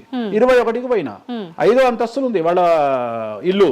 కిందికి నేను వచ్చిన పార్కింగ్ దిగంగానే వేణుస్వామి గారు మీరు లిఫ్ట్ లో రండి అని మెట్లెక్కుంటూ పోతుంది. 22వ రోజు. నాకు అనుమానం రాదా? వస్తుంది. నేను కూడా అడగాని పుట్టిన కదా, నేను కూడా ఒక అమ్మ కొడుకునే కదా. నాకు తెలుసు మదర్ కి ఇబ్బందులన్నీ అసలు ఉండవు. సరో ఈమె కనదు కదమ్మా. ఇప్పుడు ఎవరో అంటారు, మీరు అది గెస్ చేశారు. గెజ్జడం ఏంది, 2 మెట్లు ఎక్కాలంటేనే బాడీ లాంగ్వేజ్ తెలిసిపోతుంది కదా. అవును.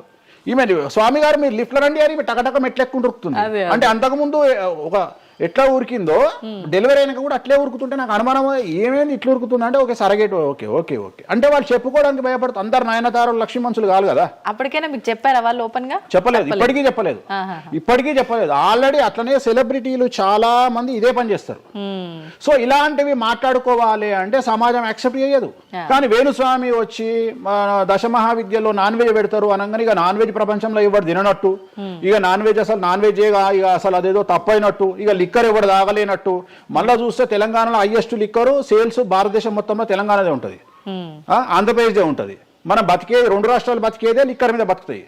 కానీ మళ్ళీ మనకు ఎక్కడ లేని బాధ, వేణుస్వామి మాట్లాడితే నిజాయితీగా మాట్లాడిండు కాబట్టి వేణుస్వామి తప్పు చేస్తుండు, వేణుస్వామి ఆడ మందావుతుండడా. సార్ అప్పుడు కరోనా వరకు తినకూడని కమ్యూనిటీలు ఏవి కూడా, అంటే నాన్ వెజ్ ముట్టుకోని కమ్యూనిటీలు కూడా డాక్టరు చికెన్ తినురి మటన్ తినురి అనగానే ఒక్కొక్కడు మార్కెట్లో లేనంత మటన్ చికెన్ తిన్నారు. కమ్యూనిటీల గురించి నేను మాట్లాడా. అప్పటిదాకా మేము తినము అన్నోడు కూడా తినడం స్టార్ట్ చేసిర్రు. అంటే నువ్వు డాక్టర్ చెప్తే మళ్ళీ డాక్టర్ చెప్పాడు కాబట్టి తింటున్నామండి, లేకుంటే తినేవాళ్ళం కాదు. తిన్నవా లేదా? సో తప్పే ఉంది. అసలు మద్య మాంసాదులు లేని దేవతల గురించి మాట్లాడుకుందాం. ఎక్కడున్నారు దేవతలు?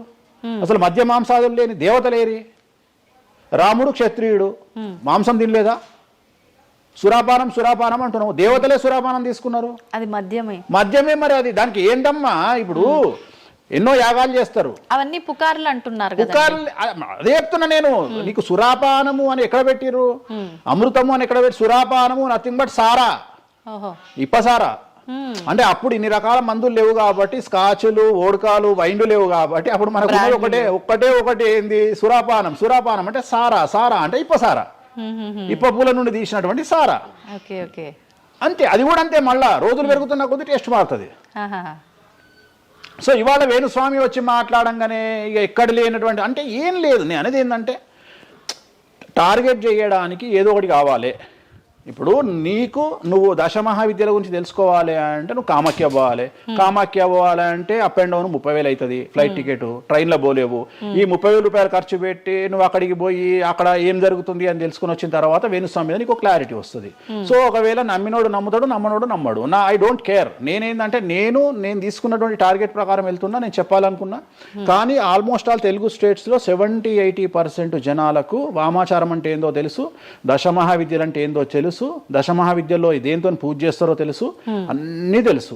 ఇంకొకటి ఏమైపోయిందంటే మీడియాలో నా గురించి రావడం వల్ల వేణుస్వామి వామాచారంలో స్పెషలిస్టు అనే విషయాన్ని నేను పబ్లిసిటీ చేసుకోకుండానే జనాల్లోకి వెళ్ళిపోయింది. సో ఎవరైతే వామాచారంతో పూజలు చేయాలనుకుంటారో ఆటోమేటిక్గా వాళ్ళే నా దగ్గరకు వస్తున్నారు. స్వామి, ఎందుకంటే ఇప్పుడు క్యాన్సర్కు పలానా దగ్గర మందిస్తారు అని నువ్వు నెగిటివ్గా ప్రమోట్ చేసావు అనుకో, జనాలు అక్కడికే పోతారు. అట్లనే వేణుస్వామి వామాచారంలో పూజలు చేస్తారట, వామాచారం కావాల్సిన వాళ్ళు నా దగ్గరికే వస్తారు డైరెక్ట్. సో ఈజీగా నన్ను రూట్ చేసి ఈయన దగ్గరికి వెళ్ళండి అని చెప్పినట్టు అయిపోయింది. అందుకని నాకు ఫ్రీ పబ్లిసిటీ వల్ల ఇంకా నేను ఉన్నదానికంటే ఇంకొక 100% బిజీ అయినా. అంటే ఏమవుతుంది, ఎందుకంటే అమ్మవారు కదా డిసైడ్ చేసేది. నేనేమనుకుంటా అంటే అమ్మవారు డిసైడ్ చేస్తుంది, అమ్మవారే డిసైడ్ చేస్తుంది. ఇప్పుడు నేను ఏదైనా హిందూ మతానికి, హిందూ శాస్త్రానికి, వామాచార విధానానికి, తంత్ర మార్గానికి, అమ్మవార్లకు వ్యతిరేకంగా నేను ఏం చేసినా అమ్మవారు నన్ను సర్వనాశనం చేస్తుంది. ఒకవేళ నా జోలికి వస్తే అమ్మవారు చూసుకుంటుంది, వాళ్ళ సంగతి నాకు అనవసరం. ఇప్పుడు మీరు అన్నారు అంటే ఈ దశమహావిద్యల్లో అమ్మవార్లకి మద్యము ఇవన్నీ పంచమకారాలన్నీ కూడా కామన్, అది అందరికీ తెలిసిందే అని. మరి మీరొక్కరే ఎందుకు బల్లగుద్దినట్టు ఇది వాస్తవం అని చెప్తున్నారు? అందరూ చెప్పే విధానం ఏ రకంగా ఉంది అంటే మనలో ఉన్న ఈ చక్రాలని యాక్టివేట్ చేయడము, మద్యము అని అంటే మద్యం కాదు ఇంకేదో అని చెప్పి, మాంసము అంటే మాంసం కాదు అల్లంతో ఇంకేదో మిక్స్ చేస్తే వచ్చేదాన్ని మాంసంగా పలుకుతారు కానీ అది మాంసం కాదు, అంటే జీవిని చంపడం ఇదంతా కాదు, ఈ విధానం చాలా మంది చెప్పుకుంటారు వస్తున్నారు. ఏం చెప్తారు అట్లా? అంటే దక్షిణాచారంలో పూజలు చేసే వాళ్ళు వాళ్ళ దగ్గరికి భక్తులు రావాలి అంటే వాళ్ళు అదే చెప్తారు. ఓకే, నీకు దీనికి ఒక ఎగ్జాంపుల్ చెప్తా. 2 వీలర్ ఎప్పుడైనా వాడినావా నీ లైఫ్ లో? 2 వీలర్ వాడినవా? నేను అడుగుతున్నా తల్లి ప్రశ్న, నిన్నే అడుగుతున్నా. 2 వీలర్ ఎప్పుడైనా వాడినవా? నేను ఎప్పుడు డ్రైవ్ చేయలే. సో 2 వీలర్ వాడిన వాళ్ళకే తెలుస్తుంది ఈ విషయం, చాలా బాగా తెలుస్తుంది. 2 చక్రాల బండి వాడిన వాడు కార్పొరేటర్ దాంట్లో ఆ పెట్రోల్లో చెత్త వస్తుంది, చెత్త వచ్చినప్పుడు బండి స్టార్ట్ కాదు, స్టార్ట్ కాకపోతే మనం కొట్టి కొట్టి కొట్టి కొట్టి మెకానిక్ దగ్గర తీసుకుపోయి మెకానిక్ దగ్గర పెడతాం బండి.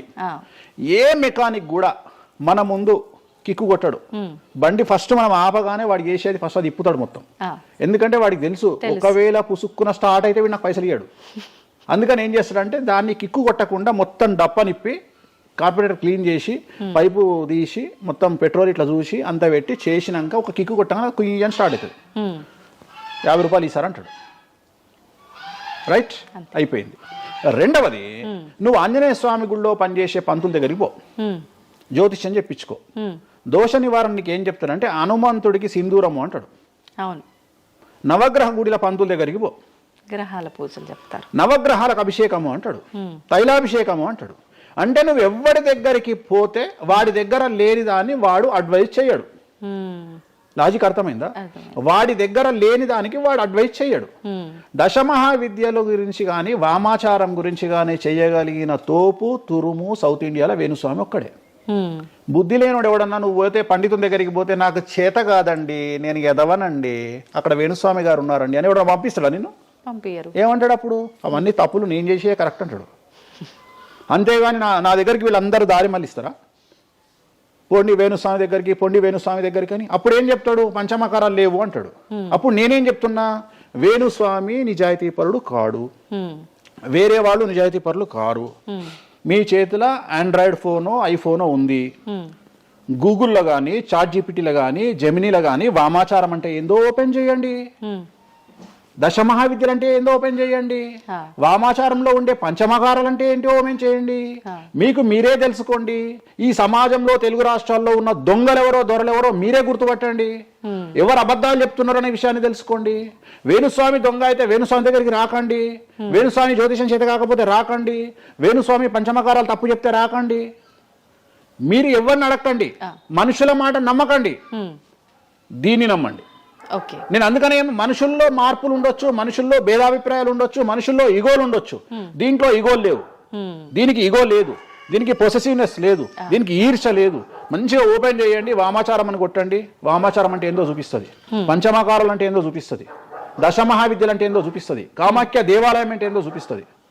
సో పంచమకారాల్లో ఏమేమి ఉంటాయో అదే చూపిస్తుంది. సో పంచమకారాలలో ఒక్కటి మాత్రమే గురుముత మాకు గురువు ఏం నేర్పించిండో అది మేము చేయాలి. మిగిలిన 4 మైథునం, మిగిలిన 4 ఫిజికల్గా పెట్టాల్సిందే. సాత్విక దేవతలు అంటే గణపతి, సరస్వతి, వెంకటేశ్వర స్వామి, చండి, వీళ్ళంతా సాత్విక దేవతలు. మేము దశమహావిద్యలకు వచ్చేటప్పటికి ఉగ్రదేవతలు. ఉగ్రదేవతలకు ఎప్పుడు కానీ డైరెక్ట్గా నువ్వు ఏమైతే సబ్జెక్ట్లో ఉన్నాయో అవి పెట్టాల్సిందే. సో ఉగ్రదేవత విషయంలో కాంప్రమైజ్ అనేది లేదు. ఉగ్రదేవతలకు నువ్వు ఖచ్చితంగా సాటిస్ఫై చేయాల్సిందే. నాకు అర్థం కాని విషయం ఏంటంటే తెలంగాణలో ఆషాఢ మాసంలో బోనాల విషయంలో జరిగే తంతునే నేను కొత్తగా చేస్తలేను, అదే తంతు నేను చేస్తున్నా. మీకు అక్కడ లేని సమస్య ఇక్కడ ఎందుకు వస్తుంది నాకు అర్థమైతలేదు. కానీ అక్కడ బలి అండ్ పానకం, కళ్ళు ఈ 2 సాకపోయటం మాత్రమే ఉన్నాయి. పంచమకారాలు ఏం లేవు కదా. మత్స్యం అంటే ఏంది? చేపతో ఏం కుంపలు మునిగినాయి. కానీ మీరు అన్నట్టుగా చూస్తే ఇక్కడ పంచమకారము, ఇక్కడ మాత్రం పంచమకారం కాదు కాబట్టి విమర్శిస్తున్నారేమో. అవునమ్మా, ఇప్పుడు ముద్ర అనేది అది ముద్ర తంతే కదా, క్రియనే కదా. తంత్ర మార్గంలో ముద్ర అనేది ఒక వ్యవస్థ. మత్స్యము అంటే చేపనే కదా. నువ్వు కొత్తగా పెట్టేది ఏముందాడా? మటను, మద్యము, మత్స్యము, ఇంకొకటి ఎక్కువ వస్తుంది నీకు, అంతే అంతే కదా నువ్వు పెట్టేది. కానీ అది కూడా ప్రాంతాన్ని బట్టి చేయాల్సిన విధానము. దాన్ని తీసుకొచ్చి ఇక్కడ మాట్లాడేది ఏంది, ఎందుకు మాట్లాడాలి అని అంటున్నారు కదా. సో ఇప్పుడు ఒక ప్రాంతానికే దేవత పరిమితం అయితే అట్లా అని కాదు, కొంతమంది ప్రాంతానికి పరిమితమై ఉంటారు, కొంతమంది గ్రామానికి పరిమితమై ఉంటారు, అలా ఉంటూ ఉంటారు కదా. మరి అక్కడ కామాఖ్య దగ్గరే చేయాలి, కామాఖ్య దగ్గరే మాట్లాడాలి, ఆ పూజలు తీసుకొచ్చి ఇక్కడ చేయడం ఎందుకు? ఇక్కడ నేనేం చేయలేదే అనే వాళ్ళు ఉన్నారు. అవునమ్మా, అదే చెప్తున్నా. వాళ్ళు ఎందుకు అంటున్నారు అంటే వాళ్ళకి పొట్టబోతుంది కదా, వాళ్ళ కూడు దగ్గర నోటి దగ్గర కూడిపోతుంది కదా, మస్తుగా మాట్లాడతారు. ఇది ఏమైతుంది? నేను ఒక లాజిక్ చెప్తా. ఇప్పుడు నీకు ఒక షాపు నడుస్తుంది, బుక్ స్టాల్ అంటే, ఎదురుగా ఇంకో బుక్ స్టాల్ పెట్టినప్పుడు ఆటోమేటిక్గా వీటి దెబ్బతింటాడు. నేను ఒక కొత్త మార్గం ఎంచుకున్నా, ఈ కొత్త మార్గం ఎంచుకోవడానికి దమ్ము ధైర్యం కావాలి. నా వేలో నేను వెళ్తున్నా. నన్ను విమర్శించడానికి చాలా మంది వస్తారు. కారణం ఏంటి అంటే వేణుస్వామి ఒక్కడే, వేణుస్వామి ఒక్కడే. కానీ 99 మంది పాజిటివ్ దక్షిణాచారంలో వెళ్తే వేణుస్వామి ఒకడే వామాచారంలో వెళ్తున్నాడు. వీళ్ళకి నేను అందరికీ కాంపిటీటర్గా వీళ్ళు భావిస్తున్నారు. నేనేమంటున్నా అంటే సార్ నీకు నేను కాంపిటీటరే కాదు, ఎందుకంటే మీరందరూ సౌందర్య మన ఆమె పేరు ఇంకో సాయి ఏమో హీరోయిన్ పేరు ఏదో ఉంటుంది కదా, సాయి పల్లవి. సో మీరంతా సాయి పల్లవి సౌందర్య టైపు, నేను సన్నీ లియోన్ టైపు. నన్ను వదిలేయండి, నన్ను వదిలేయండి. నాకు మీకు కాంపిటీషన్ లేదు. నేను బికినీ మీద తిరుగుతా, నేను అన్ని వదిలేసుకున్నా. నా మొలదారం కూడా తీసి పక్కకు పెట్టిన. అంటే నాకు బట్టలు ఇప్పే అవకాశం మీకు ఇయ్యట్లా, మొత్తం ఇప్పేసుకుని నేను ఆల్రెడీ. మీరు ఇప్పుదామంటే ఏం లేవు నా దగ్గర చివరికి నా అండర్వేర్తో సహా నా మొలదారంతో సహా ఇప్పుకున్నా. ఇంకేం లేవు మీరు ఇప్పడానికి. సో మీ పని మీరు చేసుకోండి, మీరు సాత్విక దేవతలను ఆరాధించుకోండి, మీరు ఏం చేసుకోండి. వీళ్ళదంతా ఏ కాన్సెప్ట్ అంటే సువర్ణ పుష్పార్థం అక్షదాం సమర్పయామి అంటే సువర్ణ పుష్పం అనుకొని అక్షతలేనైనా మీరు అదే బ్యాచ్. మంద అనుకొని మటన్ అయినా, మాంసం అనుకొని మటన్ అయినా, మంద అనుకొని స్కాచ్ పోయినైనా నాది ఆ బ్యాచ్. నా బ్యాచ్ నాదే. నేను జెన్యూన్గా ఏం కావాలనో అమ్మవారికి అదే ఇస్తా. చాలామంది శాస్త్రంలో వారాహి అమ్మవారికి ఎరుపు రంగు అన్నము నైవేద్యంగా పెట్టమని చెప్పారు. ఇక మన మేధావులు ఇంత కుంకుమ తీసుకొని అన్నంలో కలిపి ఇక ఫీల్ అవుతుంటాడు, ఇక వాడికి రక్తం కలిపినట్టే ఇక తీసుకొచ్చి పెడతాడు. అంటే నువ్వు అమ్మవారిని పిచ్చిదాన్ని చేస్తావా? శాస్త్రం ఏం చెప్పింది, నువ్వేం చేస్తున్నావు అంటే చెక్ చేసుకోమని చెప్పి ఇవి చెప్ప చేత కాదు ఎవరికి. శాస్త్రం ఏం చెప్పింది, వారాహి అమ్మవారికి ఎరుపు రంగులో అన్నం పెట్టమని చెప్పింది. నువ్వేం చేస్తున్నావు, అమ్మవారిని మోసం చేసి కుంకుమతో అన్నం పెడుతున్నావు. ఆ కుంకుమ కూడా ఒరిజినల్ కాదు, డూప్లికేట్ కుంకుమ. సో అక్కడ ఏం పెట్టాలనో నాకు తెలుసు, నువ్వు వాటి పెడతలేవు. అమ్మవారు నిన్నెందుకు అనుగ్రహిస్తుంది? అమ్మవారిని నిన్ను ఎందుకు అనుగ్రహించాలి అంటే నువ్వు అమ్మవారిని మోసం చేసే మొనగానివి కదా, మోనార్కు కదా నువ్వు. నేను మోసం చేయ అమ్మవారిని. రెండవది, నన్ను నమ్మితే నా దగ్గరికి రమ్మంటున్నా. నా మాట వినకండి, వాళ్ళ మాటనే వినండి, ఈ శుద్ధపూసల మాటనే వినండి, నా మాట వినకండి. ఫస్ట్ మీరు నన్ను మెచ్చుకున్న వీడియో దయచేసి చూడకండి. నన్ను యాంకర్లు బట్టలిప్పాలి అని ప్రయత్నం చేసిన వీడియోలు చూడండి. నన్ను చాలా వరకు అంటే ఈయన ఏదో దొరకబట్టి విని ఆ ఉన్న లాస్ట్కు నాది ఆ ముల్లారం కూడా ఇప్పేసిన, ఇంకేమైనా ఉన్నాయేమో బాడీలో గుంజుదామో అని ప్రయత్నం చేసే యాంకర్ల వీడియోలు చూడండి. నా గురించి నెగిటివ్ పెట్టిన వీడియోలో చూడండి.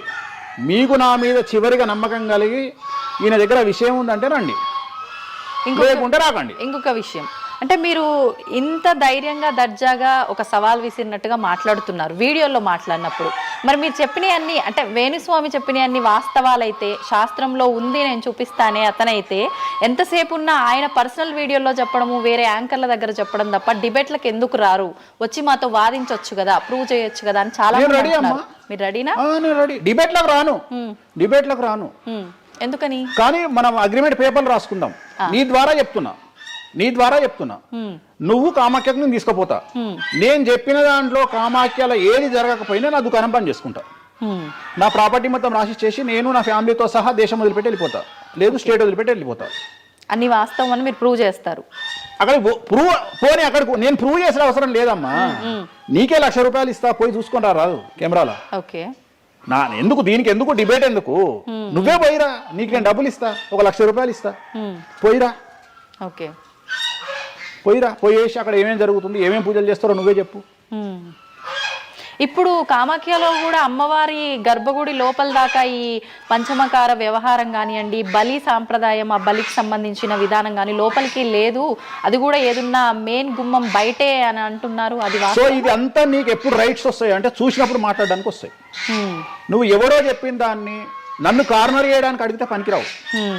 నేను అనే పాయింట్ ఏంటంటే ఇవన్నీ షో చేయడానికి పని చేయనటువంటి వ్యవస్థ. అంటే ఇవన్నీ నేను వీడియో రూపంలో మీ ముందుకు తీసుకురాలనేటువంటి వ్యవస్థ.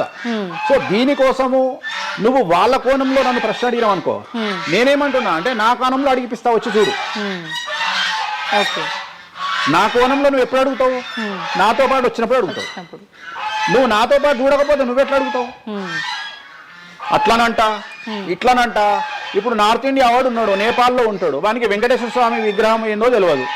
సపోజ్ వానికి ఎవడో చెప్పిండు ఎల్లిగాడు వెంకటేశ్వర స్వామి కాదు అమ్మవారు ఉన్నదని, వాడు కూడా నువ్వు అడిగినట్టే అక్కడ లోకల్ యాంకర్ అడుగుతుంది, ఆడ వెంకటేశ్వర స్వామి కాదట అమ్మవారు ఉన్నదట కదా అంటాడు.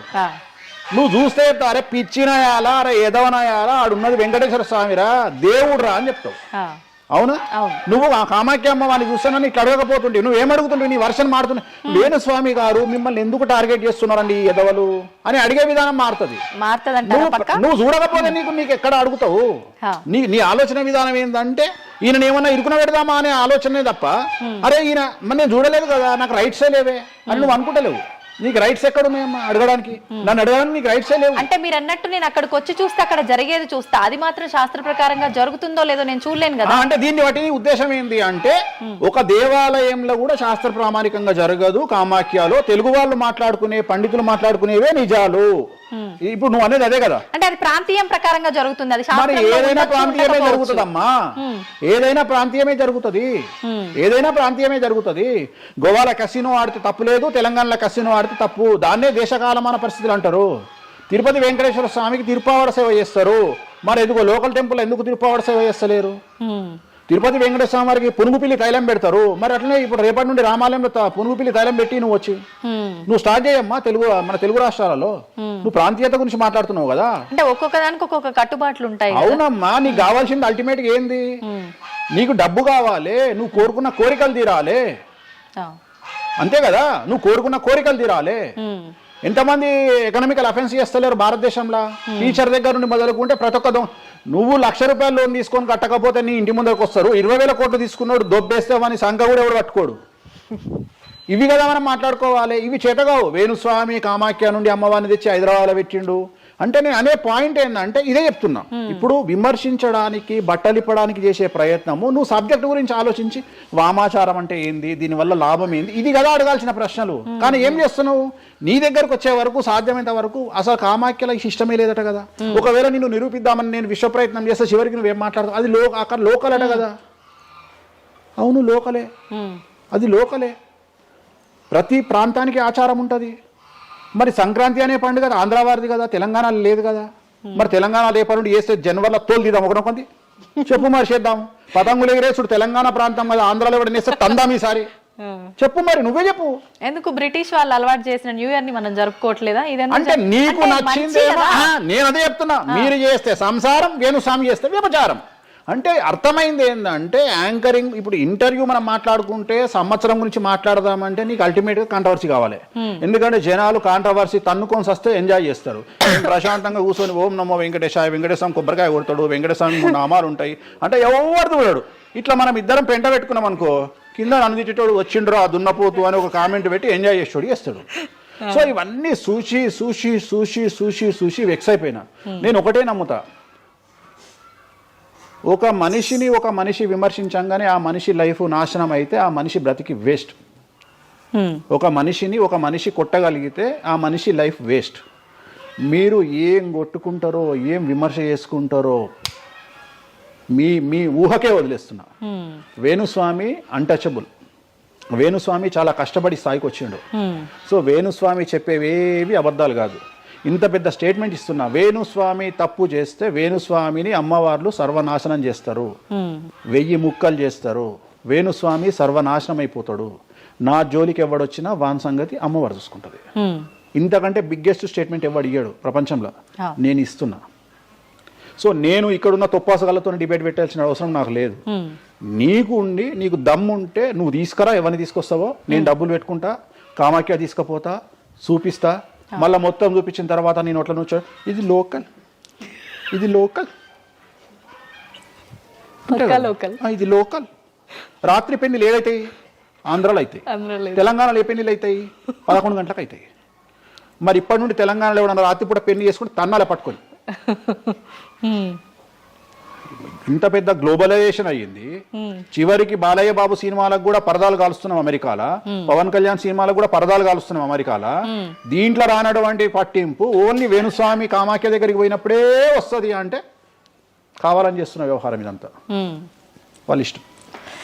ఇప్పుడు కాసేపు ఇవన్నీ పక్కన పెడితే కామాఖ్య, ఈ జాతకాలు ఇవన్నీ ఇప్పటి వరకు కూడా రకరకాల విపత్తులు అయితే మనం చూసాం. గత ఉగాది మన కొత్త సంవత్సరం నుంచి కూడా ఇప్పటి వరకు చాలా విపత్తులు చూసినాం. అంటే పంచభూతాల్లో ఒక్కొక్కటి ఒక్కొక్క ప్రళయంగా, అగ్ని ద్వారా కావచ్చు, గాలి ద్వారా కావచ్చు, రకరకాలుగా.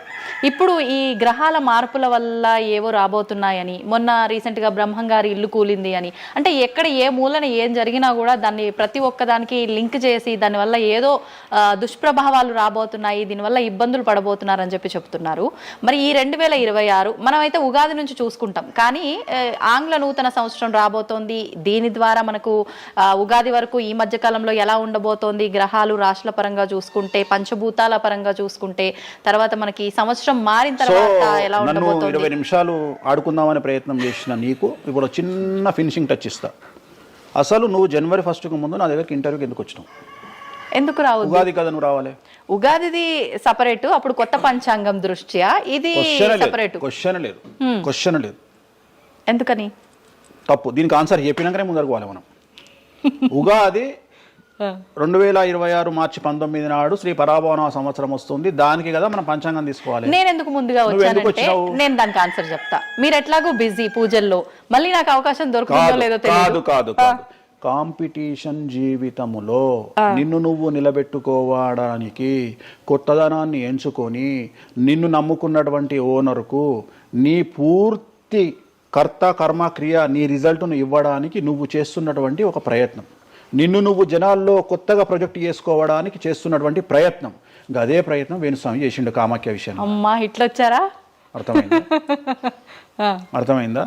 కాబట్టి జనాల్లో కొత్తదానంలో కొత్తగా వస్తే నువ్వు గదే యాంకరింగ్ నేర్చుకున్నావు, గాయన గదే అడ్వకేట్ చదువుకుండు, గా టీవీ ఛానల్ గదే చేసింది. మరి గా టీవీ ఛానల్ ఏమో ప్రైమ్ టైమ్ స్లాట్ 2 లక్షలు ఎట్లా పోతుంది, మనకి వాళ్ళ చిన్న ఛానల్ 2000 ఎందుకు పోతుంది అంటే వాళ్ళు కష్టపడడానికి, వాళ్ళు చేసిన స్టింగ్ ఆపరేషన్లు కావచ్చు, వాళ్ళు జీవితాన్ని నాశనం చేసిన విధానం కావచ్చు, వాళ్ళకి ఆ పేరు వచ్చింది. సో అట్లనే వేణుస్వామి కష్టపడి ఈ స్థాయికి రావడానికి వేణుస్వామికి అంటూ ఒక బ్రాండ్ ఉన్నది. సో రెండవది, ఇదే సంవత్సరం ఇదే ఛానల్లో 2025 శివ అనే ఒక యాంకర్ కు నేను ఇంటర్వ్యూ ఇచ్చిన. అందులో చాలా విషయాలు చెప్పిన. ఏమేం చెప్పిన? ఈ సంవత్సరము రైలు ప్రమాదాలు ఎక్కువ అని చెప్పిన, విమాన ప్రమాదాలు ఎక్కువ అని చెప్పిన.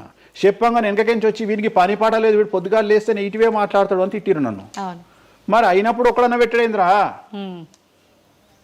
పెట్టాలే కదా. ఎందుకు పెట్టారు అంటే చివరికి జ్యోతిష్యం చెప్పుకునే స్వేచ్ఛ కూడా మా బొందకు లేకుండా చేసిరు. జ్యోతిష్యంలో అరే ఇప్పుడు నా సొంత కవిత్వం కాదు, ఎవరిని అడిగినా చెప్తారు. ఈ సంవత్సరం గురువు అధిపతి కమాండర్ కేతువు అన్ని క్లియర్గా ఉన్నాయి. కేతువు అంటే మోక్షకారకుడు, భక్తికారకుడు.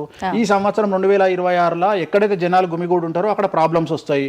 అది రేపు జరగబోయేటువంటి పుష్కరాలు కావచ్చు, రేపు జరగబోయే సమ్మక్క సారక్క పండగ కావచ్చు, లేకపోతే దేవాలయాల్లో ముక్కోటి ఏకాదశి కావచ్చు, ఎక్కడైతే భక్తి భావం ఉంటుందో అక్కడ చాలా పెద్ద పెను ప్రమాదాలు సంచలనాలు జరుగుతాయని శాస్త్రం చెప్తుంది. శాస్త్రం చెప్పినప్పుడు ఆ శాస్త్రాన్ని వేణుస్వామి చెప్తున్నాడు. దీన్ని కూడా తప్పు తీసుకుపోయి వేణుస్వామి ఏలినాడు శని నడుస్తుంది మేషరాశికి, మేషరాశి బాగుండదు అని చెప్పాలి కానీ మేషరాశి సూపర్ స్టార్లు అవుతారని నేనెందుకు చెప్తా అంటే అక్కడ చూసిన వేణుస్వామి మన ఒక ఆమె నేను మీనరాశి బాగాలేదంటే మీనరాశికి బాగాలేదని చెప్తున్నా వేణుస్వామి ఎక్కడ చెప్పాడు వేణుస్వామి అని ఇట్లా ఊతుంది, ఇట్లనే ఊతుంది ఆమె, ఇట్లనే అంటుంది వేణుస్వామి చెప్పిండు అని తిట్టింది.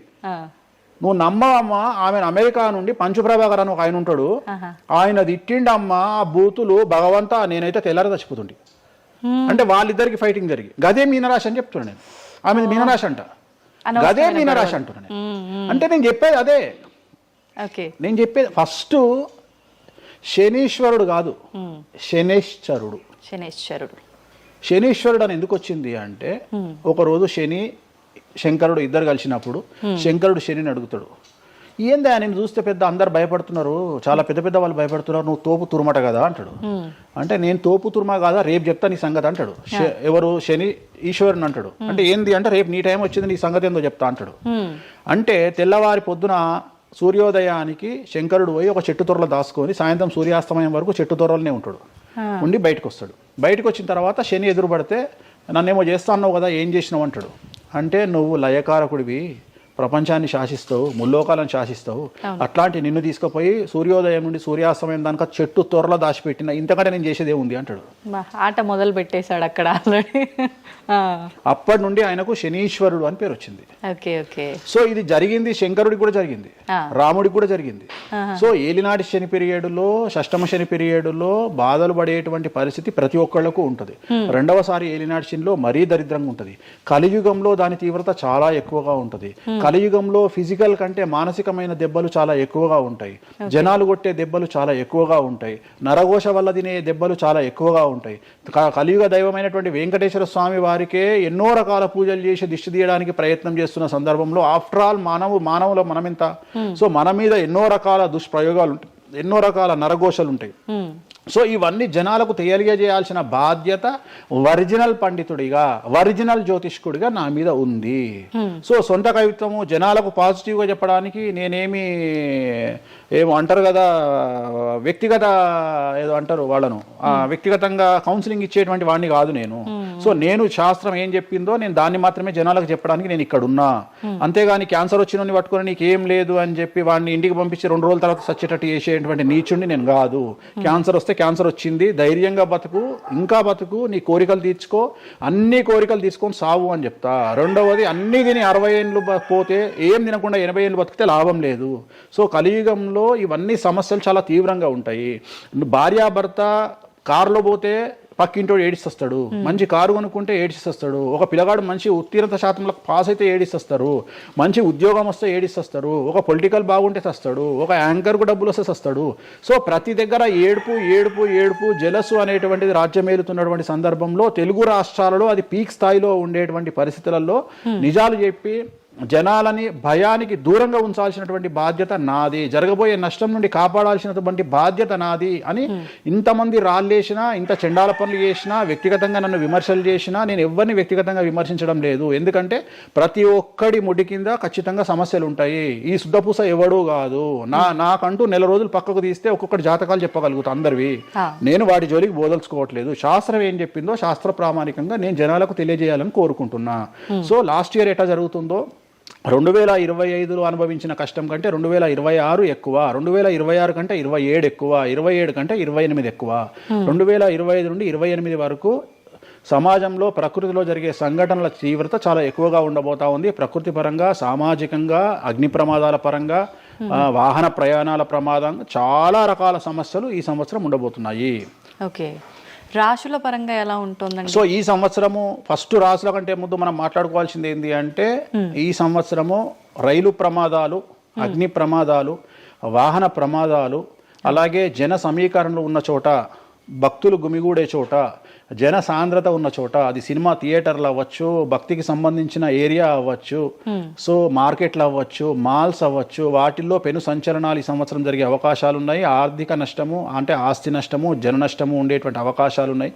కాబట్టి జనాలకు చెప్పే విషయం ఏంటంటే, భక్తి పేరుతో జనాలు లేనటువంటి ప్లేస్కి వెళ్ళండి. ముక్కోటి ఉంది, ఖాళీగా ఉన్న వెంకటేశ్వర గుడికి వెళ్ళండి హ్యాపీగా. ఆ దేవుడికి డబ్బులు ఇచ్చిన వాళ్ళు అవుతారు, పంతులకు డబ్బులు ఇచ్చిన వాళ్ళు అవుతారు, గుడికి 4 రూపాయలు ఇచ్చిన వాళ్ళు అవుతారు. అట్లనే జనాలు లేనటువంటి ప్లేసుల్లో పుష్కరాలకు వెళ్ళండి ఈ సంవత్సరము. సో జన సాంద్రత ఉన్నటువంటి ప్రదేశాలను ఈ సంవత్సరం అవాయిడ్ చేయడానికి ప్రయత్నం చేయండి. సో టూర్లు మ్యాక్సిమం అవాయిడ్ చేయండి. ఈ సంవత్సరము లోయ ప్రాంతాలలో, కొండ ప్రాంతాలలో, నదీ పరివాహక ప్రాంతాలలో పెను సంచలనాలు నమోదయ్యే అవకాశం ఉంది. టూరిస్టు ప్రాంతాలలో కూడా ప్రాబ్లమ్స్ ఉంటాయి. ఈ సంవత్సరం భారతదేశంలో కొన్ని ప్రదేశాల్లో మత కల్లోలాలు రేగేటువంటి అవకాశం కనిపిస్తూ ఉంది, కర్ఫ్యూ విధించేటువంటి అవకాశం కనిపిస్తూ ఉంది. సో ఇవన్నీ కూడా ఈ సంవత్సరం చాలా తీవ్రంగా ఉండబోతా ఉన్నాయి. సో జాగ్రత్తలు వహిస్తే మంచిది. ఓకే, ఇప్పుడు అంటే ఇవి ఎవరికి, అంటే ఏదైనా గ్రహాల్లో మార్పులు ఉన్న వాళ్ళకా, లేదంటే అంటే ఇదంతా మనం ప్రకృతి పరంగా చెప్పాలి. ప్రకృతి పరంగా దాంట్లో ఎవరు ఉంటారు అంటే, చనిపోయే వాళ్ళని తీసుకుంటే ఆ బాధితులు ఎవరైతే ఉంటారో వాళ్ళ జాతకంలో ఏలినాటి శనో, షష్టమ స్థానంలో శనో, వ్యయ గురువో ఉంటాడు. ఓకే, సో మనం వాళ్ళే అని చెప్పలేం కదా, అక్కడికి పోయిన వాళ్ళల్లో వాళ్ళు ఉంటారు. ఎవడైతే నష్టజాతకుడు ఉంటాడో వాడికి ఆ ఇన్సిడెంట్ జరుగుతుంది. సో ఇది ఓవరాల్ గా సంవత్సర ప్రిడిక్షన్ అంటారు. సో రాబోతున్నటువంటి సంవత్సరం పేరు కూడా చాలా చాలా చాలా కాంట్రవర్షియల్ నేమ్, పరాభవనామ సంవత్సరము. పరాభవము అంటే ఓటమి, అవమానముతో కూడిన ఓటమి అని అర్థం. పరాభవము, దుర్యోధనుడికి మయసభలో జరిగినది పరాభవము. సో అలాంటి పరాభవము ఎవరికి జరుగుతుంది అంటే ఎవరి జాతకంలోనైతే ఏలినాటి శని ఉందో 6వ స్థానంలో శని ఉన్నాడో 8వ స్థానంలో శని ఉన్నాడో 12వ స్థానంలో గురువు ఉన్నాడో వాళ్లకు ఈ సంవత్సరం సంచలనాలు ఉండబోతా ఉన్నాయి. అది మేషరాశి కావచ్చు, మీనరాశి కావచ్చు, సింహరాశి కావచ్చు. సో ఇలాంటి వారికి ఈ సంవత్సరం పెను సంచలనాలు ఉండేటువంటి అవకాశాలు ప్రస్ఫుటంగా కనిపిస్తా ఉన్నాయి. సో ఇది ఓవరాల్ గా సంవత్సర ఫలితము. ఇక 12 రాశులకు సంబంధించి ముందుగా మేషరాశి కనుక తీసుకున్నట్లయితే మేషరాశికి ఈ సంవత్సరము ఏలినాటి శని నడుస్తూ ఉంది. సో ఏలినాటి శని ఒక పక్క గురువు బాగాలేడు, ఒక పక్క రాహు బాగాలేడు, ఒక పక్క కేతు బాగాలేడు. సో ఇలాంటి సందర్భంలో పెను సంచలనాలకు కారణభూతమయ్యేటువంటి అవకాశం ఉంది. సో విద్యార్థులకు ఉత్తీర్ణత శాతం తగ్గుతుంది, కోరుకున్న ప్లేస్మెంట్స్ రావు, వీసా రిజెక్ట్ అయ్యే అవకాశం ఉంది. ఉద్యోగస్తులకు పై అధికారుల వల్ల సమస్యలు ఉంటాయి, ప్రమోషన్లు ఆగిపోతాయి. సో బదిలీలు చాలా దూరంగా బదిలీలు అయ్యే అవకాశం కనిపిస్తూ ఉంది. రాజకీయ నాయకులకు ఫెయిల్యూర్స్ కనిపిస్తూ ఉన్నాయి, ఉన్న పదవులు కోల్పోయే అవకాశం కనిపిస్తుంది, ఎన్నికలలో ఓటమి కనిపిస్తూ ఉంది. రైతులకు మొదటి పంట కంటే రెండవ పంట బాగుండే అవకాశం ఉంది. కళాకారులకు, క్రీడాకారులకు అవకాశాలు తగ్గిపోయి ఆదాయం తగ్గిపోయే అవకాశం ఉంది. స్త్రీలకు సంబంధించి భర్తల మధ్యన గొడవలు అయ్యే అవకాశం ఉంది. అలాగే వ్యాపారస్తులకు, బ్యూరోక్రాట్లకు ఈ సంవత్సరం ఏసీబీ, సిబిఐ, సిఐడి లాంటి కేసులు లేదా ఈడీ కేసులు కనిపిస్తూ ఉన్నాయి. ఈ సంవత్సరం ఓవరాల్గా మేషరాశి వాళ్ళని తీసుకుంటే న్యాయపరమైన ఇబ్బందులు, ఆర్థికపరమైన ఇబ్బందులు, ఆరోగ్యపరమైన ఇబ్బందులు, తండ్రికి సంబంధించిన అపమృత్యు గండము, అలాగే న్యాయపరమైన చిక్కులు, వాహన ప్రమాదాలు, భార్యాభర్తల మధ్యన గొడవలు, ఇవన్నీ మేషరాశి వారికి కనిపిస్తూ ఉన్నాయి. మరి ఏం చేసుకోవాలా అంటే తిరునల్లా శనీశ్వర ఆలయంలో ప్రత్యేకమైన శని పూజ నిర్వహించుకోవడంతో పాటు నలుపు రంగు దుస్తులకు దూరంగా ఉండడము, నలుపు చెప్పులు, నలుపు వాహనాలకు దూరంగా ఉండడము, లెదర్ వస్తువులకు దూరంగా ఉండడము, నలుపు లెదర్ వస్తువులకు దూరంగా ఉండడం వల్ల సమస్యల నుండి గట్టెక్కుతారు. ఏడాదంతా వీటికి దూరంగా ఉండాలి. మరి తర్వాత నెక్స్ట్ వృషభ రాశి. సో వృషభ రాశి వారికి ఈ సంవత్సరం 100కు ఇంచుమించుగా 75% అనుకూలంగా ఉంది. రాహువు, కేతువు, గురువు, శని అనుకూలత కనిపిస్తూ ఉంది. చాలా బాగుండబోతా ఉంది. ఈ సంవత్సరం మే నుండి విపరీతమైన రాజయోగం పట్టబోతా ఉంది. చాలా అనుకూలంగా ఉంది. విద్యార్థులకు ఉత్తీర్ణత శాతం ఉంటుంది. స్త్రీలకు అనుకూలమైన ఫలితాలు ఉంటాయి. స్త్రీలకు మీ ఇంట్లో కమాండింగ్ అంతా మీదే ఉంటుంది. రాజకీయ నాయకులకు ఎన్నికలలో విజయాలు సాధిస్తారు. డబ్బులు ఎక్కువ ఖర్చైనా విజయాలు సాధిస్తారు. అలాగే రైతులకు 2 పంటల దిగుబడి, రాబడి బాగుంటుంది. విద్యార్థులకు కోరుకున్న ప్రదేశాల్లో సీట్లు వస్తాయి. ఉత్తీర్ణత శాతం పెరుగుతుంది. అవివాహితులకు వివాహ యోగ సూచనలు కనిపిస్తున్నాయి. సంతానం లేని వారికి సంతాన యోగం కనిపిస్తూ ఉంది. వ్యాపారస్తులకు, అన్ని రంగాల వ్యాపారస్తులకు అనుకూలమైన ఫలితాలు ఉండబోతా ఉన్నాయి. క్రీడాకారులకు, కళాకారులకు అవకాశాలు, ఆదాయము పెరుగుతాయి. ఓవరాల్గా ఈ సంవత్సరం పూర్తి స్థాయిలో మీకు ఎటువంటి సమస్యలు కనిపించడం లేదు. చాలా బాగుంది కాబట్టి మీకు ఎటువంటి రెమెడీస్ అవసరం లేదు. వీలైతే సోమవారం నాడు శివాలయంలో రుద్రాభిషేకాన్ని నిర్వహించుకోండి. సో నెక్స్ట్ మిథున రాశి. ఈ సంవత్సరం ఏదైనా రాశి 100కు 110% అనుకూలంగా ఉంది అంటే మిథున రాశి. సో గురువు, రాహువు, కేతువు అన్ని గ్రహాలు అనుకూలంగా ఉన్నాయి. పట్టిందల్లా బంగారంగా ఉంటుంది. గురువు అతిచారం వల్ల మీ జాతకం చాలా బాగుండబోతా ఉంది. గత 10 సంవత్సరాల నుండి మీరు పడుతున్నటువంటి కష్టాలన్నీ తొలగిపోయే అవకాశాలు కనిపిస్తూ ఉన్నాయి. సో కొత్త స్పీడ్తో ముందుకు వెళ్ళండి. కొత్త ఆలోచనలు చేయండి. ఎంత గొప్పగా జీవితంలో ముందుకెళ్లాలో ప్లాన్ చేయండి. చాలా గొప్పగా ఆలోచించండి. చిన్నగా ఆలోచన చేయకండి. గురువు విపరీత రాజయోగాన్ని ఇవ్వబోతా ఉన్నాడు. దైవబలం మీకు అనుకూలంగా ఉంది. గురుబలం మీకు అనుకూలంగా ఉంది. శనిబలం మీకు అనుకూలంగా ఉంది. కాబట్టి కొత్త వ్యాపారాలు ప్రారంభించండి. విపరీతమైనటువంటి చాలా గొప్పగా కలలు కనండి. ఆ కలలను సాకారం చేసుకునే దిశగా ప్రయాణం చేయండి. విద్యార్థులకు అనుకూలంగా ఉంది. ఉద్యోగస్తులకు అనుకూలంగా ఉంది. వ్యాపారస్తులకు అనుకూలంగా ఉంది. రైతులకు 2 పంటలు అనుకూలంగా ఉంది. సో ప్రతి వాళ్ళు చెరువులు, తర్వాత చేపల చెరువులు, రొయ్యల చెరువులు పండించే వాళ్ళకు అనుకూలంగా ఉంది. పౌల్ట్రీ ఫామ్ వాళ్ళకు అనుకూలంగా ఉంది. రాజకీయ రంగం వారికి అనుకూలంగా ప్రజల్లో మంచి మార్పులు కనిపిస్తూ ఉన్నాయి. స్త్రీలకు మీదే కమాండింగ్గా ఉంటుంది. కుటుంబంలో మీరు ఏం చెప్తే అది జరిగేటువంటి అవకాశాలు కనిపిస్తూ ఉన్నాయి. సో మిథున రాశి వారికి పూర్తి స్థాయిలో అనుకూలంగా ఉంది. ఎటువంటి రెమెడీస్, ఎటువంటి పూజలు అవసరం లేదు. అద్భుతమైతే వీళ్ళది. నెక్స్ట్ కర్కాటక రాశి. సో నెక్స్ట్ కర్కాటక రాశి. సో కర్కాటక రాశి వారికి కూడా ఇంచుమించు 90% అనుకూలంగా ఉంది. కాకపోతే ఇక్కడ ఉన్న సమస్య ఏంటి అంటే మే వరకు 2026 మే వరకు కొద్దిగా వీళ్ళకు గురువు 12వ ఇంట్లో ఉన్నాడు కాబట్టి కాళ్ళు చేతులు విరిగే అవకాశం ఉంది. దెబ్బలు తగిలించుకునే అవకాశం కనిపిస్తూ ఉంది. జాగ్రత్తగా ఉండండి. సాధ్యమైనంత వరకు లెమన్ ఎల్లో కలర్ దుస్తులు ధరించే ప్రయత్నం చేయండి. చాలా అనుకూలంగా ఉండబోతా ఉంది. రాజకీయ రంగంలో ఉండే వాళ్లకు విపరీతమైనటువంటి విజయాలు సిద్ధిస్తాయి. జనాల్లో అనుకూలమైన వాతావరణం ఉంటుంది. వ్యాపారస్తులకు విశేషించి అనుకూలంగా ఉంటుంది. విద్యార్థులకు అనుకూలంగా ఉంటుంది. అలాగే రైతులకు అనుకూలంగా ఉంటుంది, కళాకారులకు క్రీడాకారులకు మరీ అనుకూలంగా ఉంటుంది. కాకపోతే ఓవరాల్గా కర్కాటక రాశి వారికి ఈ సంవత్సరం కొద్దిగా శత్రువుల యొక్క బెడద ఒక 10% కనిపిస్తూ ఉంది. కానీ శత్రువులను పట్టించుకోకండి. శని బలం వల్ల వాళ్ళు ఎంత ప్రయత్నాలు చేసినా, రాహు బలం వల్ల వాళ్ళు ఎంత ప్రయత్నాలు చేసినా మిమ్మల్ని ఎవరు ఏమీ చేయలేరు. సో మీరు చేయాల్సింది ప్రతి గురువారం నాడు లెమన్ ఎల్లో దుస్తులు ధరించే ప్రయత్నం చేయండి. అలాగే శ్రీకాళహస్తిలో గురు దక్షిణామూర్తి వద్ద గురువారం నాడు గురుహోరలో గురువుకు అంటే దక్షిణామూర్తికి అష్టోత్తర పూజ చేయించుకోండి. అలాగే పసుపు రంగు పువ్వు ఏదైనా ఉంటే అక్కడ నుండి తెచ్చుకొని ఇంట్లో పెట్టుకోండి. మీకు అనుకూలమైన ఫలితాలు ఉంటాయి. అంటే శని వీళ్ళకి ఫేవర్గా ఉన్నాడా? అంటే శని వీళ్ళకి చాలా ఫేవర్గా ఉన్నాడు, రాహు ఫేవర్గా ఉన్నాడు, కేతు ఫేవర్గా ఉన్నాడు, మే నుండి గురువు కూడా ఫేవర్గా ఉంటాడు. అది ఉన్న చిన్న చిన్న ఇబ్బందులకు కూడా ఏమైనా దానాలు అలాంటివి అదే మనం చెప్పినాం. ఎందుకు గురువు లెమన్ ఎల్లో కలరు గురువుకు దక్షిణామూర్తి సరిపోతుంది, ఇంకా అవసరం లేదు, దానాలు అవసరం లేదు. మరి తదుపరి రాశి సో నెక్స్ట్ సింహరాశి. సింహరాశికి ఈ సంవత్సరం అష్టమ శని నడుస్తూ ఉంది. గురువు వ్యతిరేకమైన ఫలితాలు, రాహు కేతువు చాలా నెగిటివ్గా ఉన్నారు. సో ఇంచుమించుగా 4 గ్రహాలు వ్యతిరేకమైన దిశలో ఉన్నాయి. అష్టమ శని అంటే తల్లికి ఆరోగ్యపరమైన ఇబ్బందులు ఉంటాయి, మానసికమైన ఇబ్బందులు ఉంటాయి, శారీరకమైనటువంటి అనారోగ్య సమస్యలు ఉంటాయి, అలాగే ఆర్థికపరమైన ఇబ్బందులు, న్యాయపరమైన చికాకులు ఉంటాయి. జాగ్రత్తగా ఉండండి. నలుపు రంగు దుస్తులకు దూరంగా ఉండండి. విద్యార్థులకు సమస్యలు, ఉద్యోగస్తులకు సమస్యలు, వ్యాపారస్తులకు సమస్యలు, ఈడీ కేసులు, పోలీస్ కేసులు, బ్యూరోక్రాట్స్కు సిబిఐ కేసులు, రైతులకు పంటల దిగుబడిలో నష్టము, కళాకారులకు క్రీడాకారులకు వాళ్ళ అవకాశాలను ఇతరులు దక్కించుకునేటువంటి అవకాశం కనిపిస్తూ ఉంది. స్త్రీలకు భార్యాభర్తల మధ్యన గొడవలు. సో ఓవరాల్గా సింహరాశి వారికి ఏ రంగంలో వారైనా సమస్యలు కనిపిస్తూ ఉన్నాయి. అష్టమ శని ప్రభావం కనిపిస్తూ ఉంది కాబట్టి నలుపు రంగు దుస్తులకు దూరంగా ఉండండి. తీరు నల్లార్ శనీశ్వర ఆలయంలో ప్రత్యేకమైన శని పూజను నిర్వహించుకోవడం ద్వారా సమస్యల నుండి గట్టెక్కుతారు. ఓకే. సో నెక్స్ట్ కన్యారాశి. ఈ సంవత్సరం కన్యారాశి వారికి ఇంచుమించు 75% అనుకూలంగా ఉండబోతా ఉంది. శని అలాగే కుజుడు, రాహువు, కేతువు, గురువు అనుకూలతల వల్ల చాలా అనుకూలంగా ఉండబోతా ఉంది. ఒకే ఒక్క సమస్య ఈ సంవత్సరం ఉండేది, భార్యాభర్తల మధ్యన ఈగోలు కానీ క్లాషెస్ కానీ వచ్చే అవకాశం ఉంది. సో కాంప్రమైజ్ అవ్వడానికి ప్రయత్నించండి. భార్య దగ్గర భర్త, భర్త దగ్గర భార్య కాంప్రమైజ్ అవ్వండి. ఈగోలకు పోవద్దు, జెలస్లకు పోవద్దు. ఆర్థికపరమైన అంశాల్లో జాగ్రత్తగా ఉండండి. విద్యార్థులకు అనుకూలత కనిపిస్తూ ఉంది, రాజకీయ నాయకులకు అనుకూలత కనిపిస్తూ ఉంది, వ్యాపారస్తులకు, కళాకారులకు, క్రీడాకారులకు విశేషమైన యోగం లభించబోతూ ఉంది. న్యాయస్థానాల్లో పనిచేసే వాళ్లకు, న్యాయ సంబంధమైన వృత్తిలో ఉండే వాళ్లకు అనుకూలమైన ఫలితాలు ఉండబోతా ఉన్నాయి. స్త్రీలకు విశేషించి అనుకూలంగా ఉండబోతా ఉంది.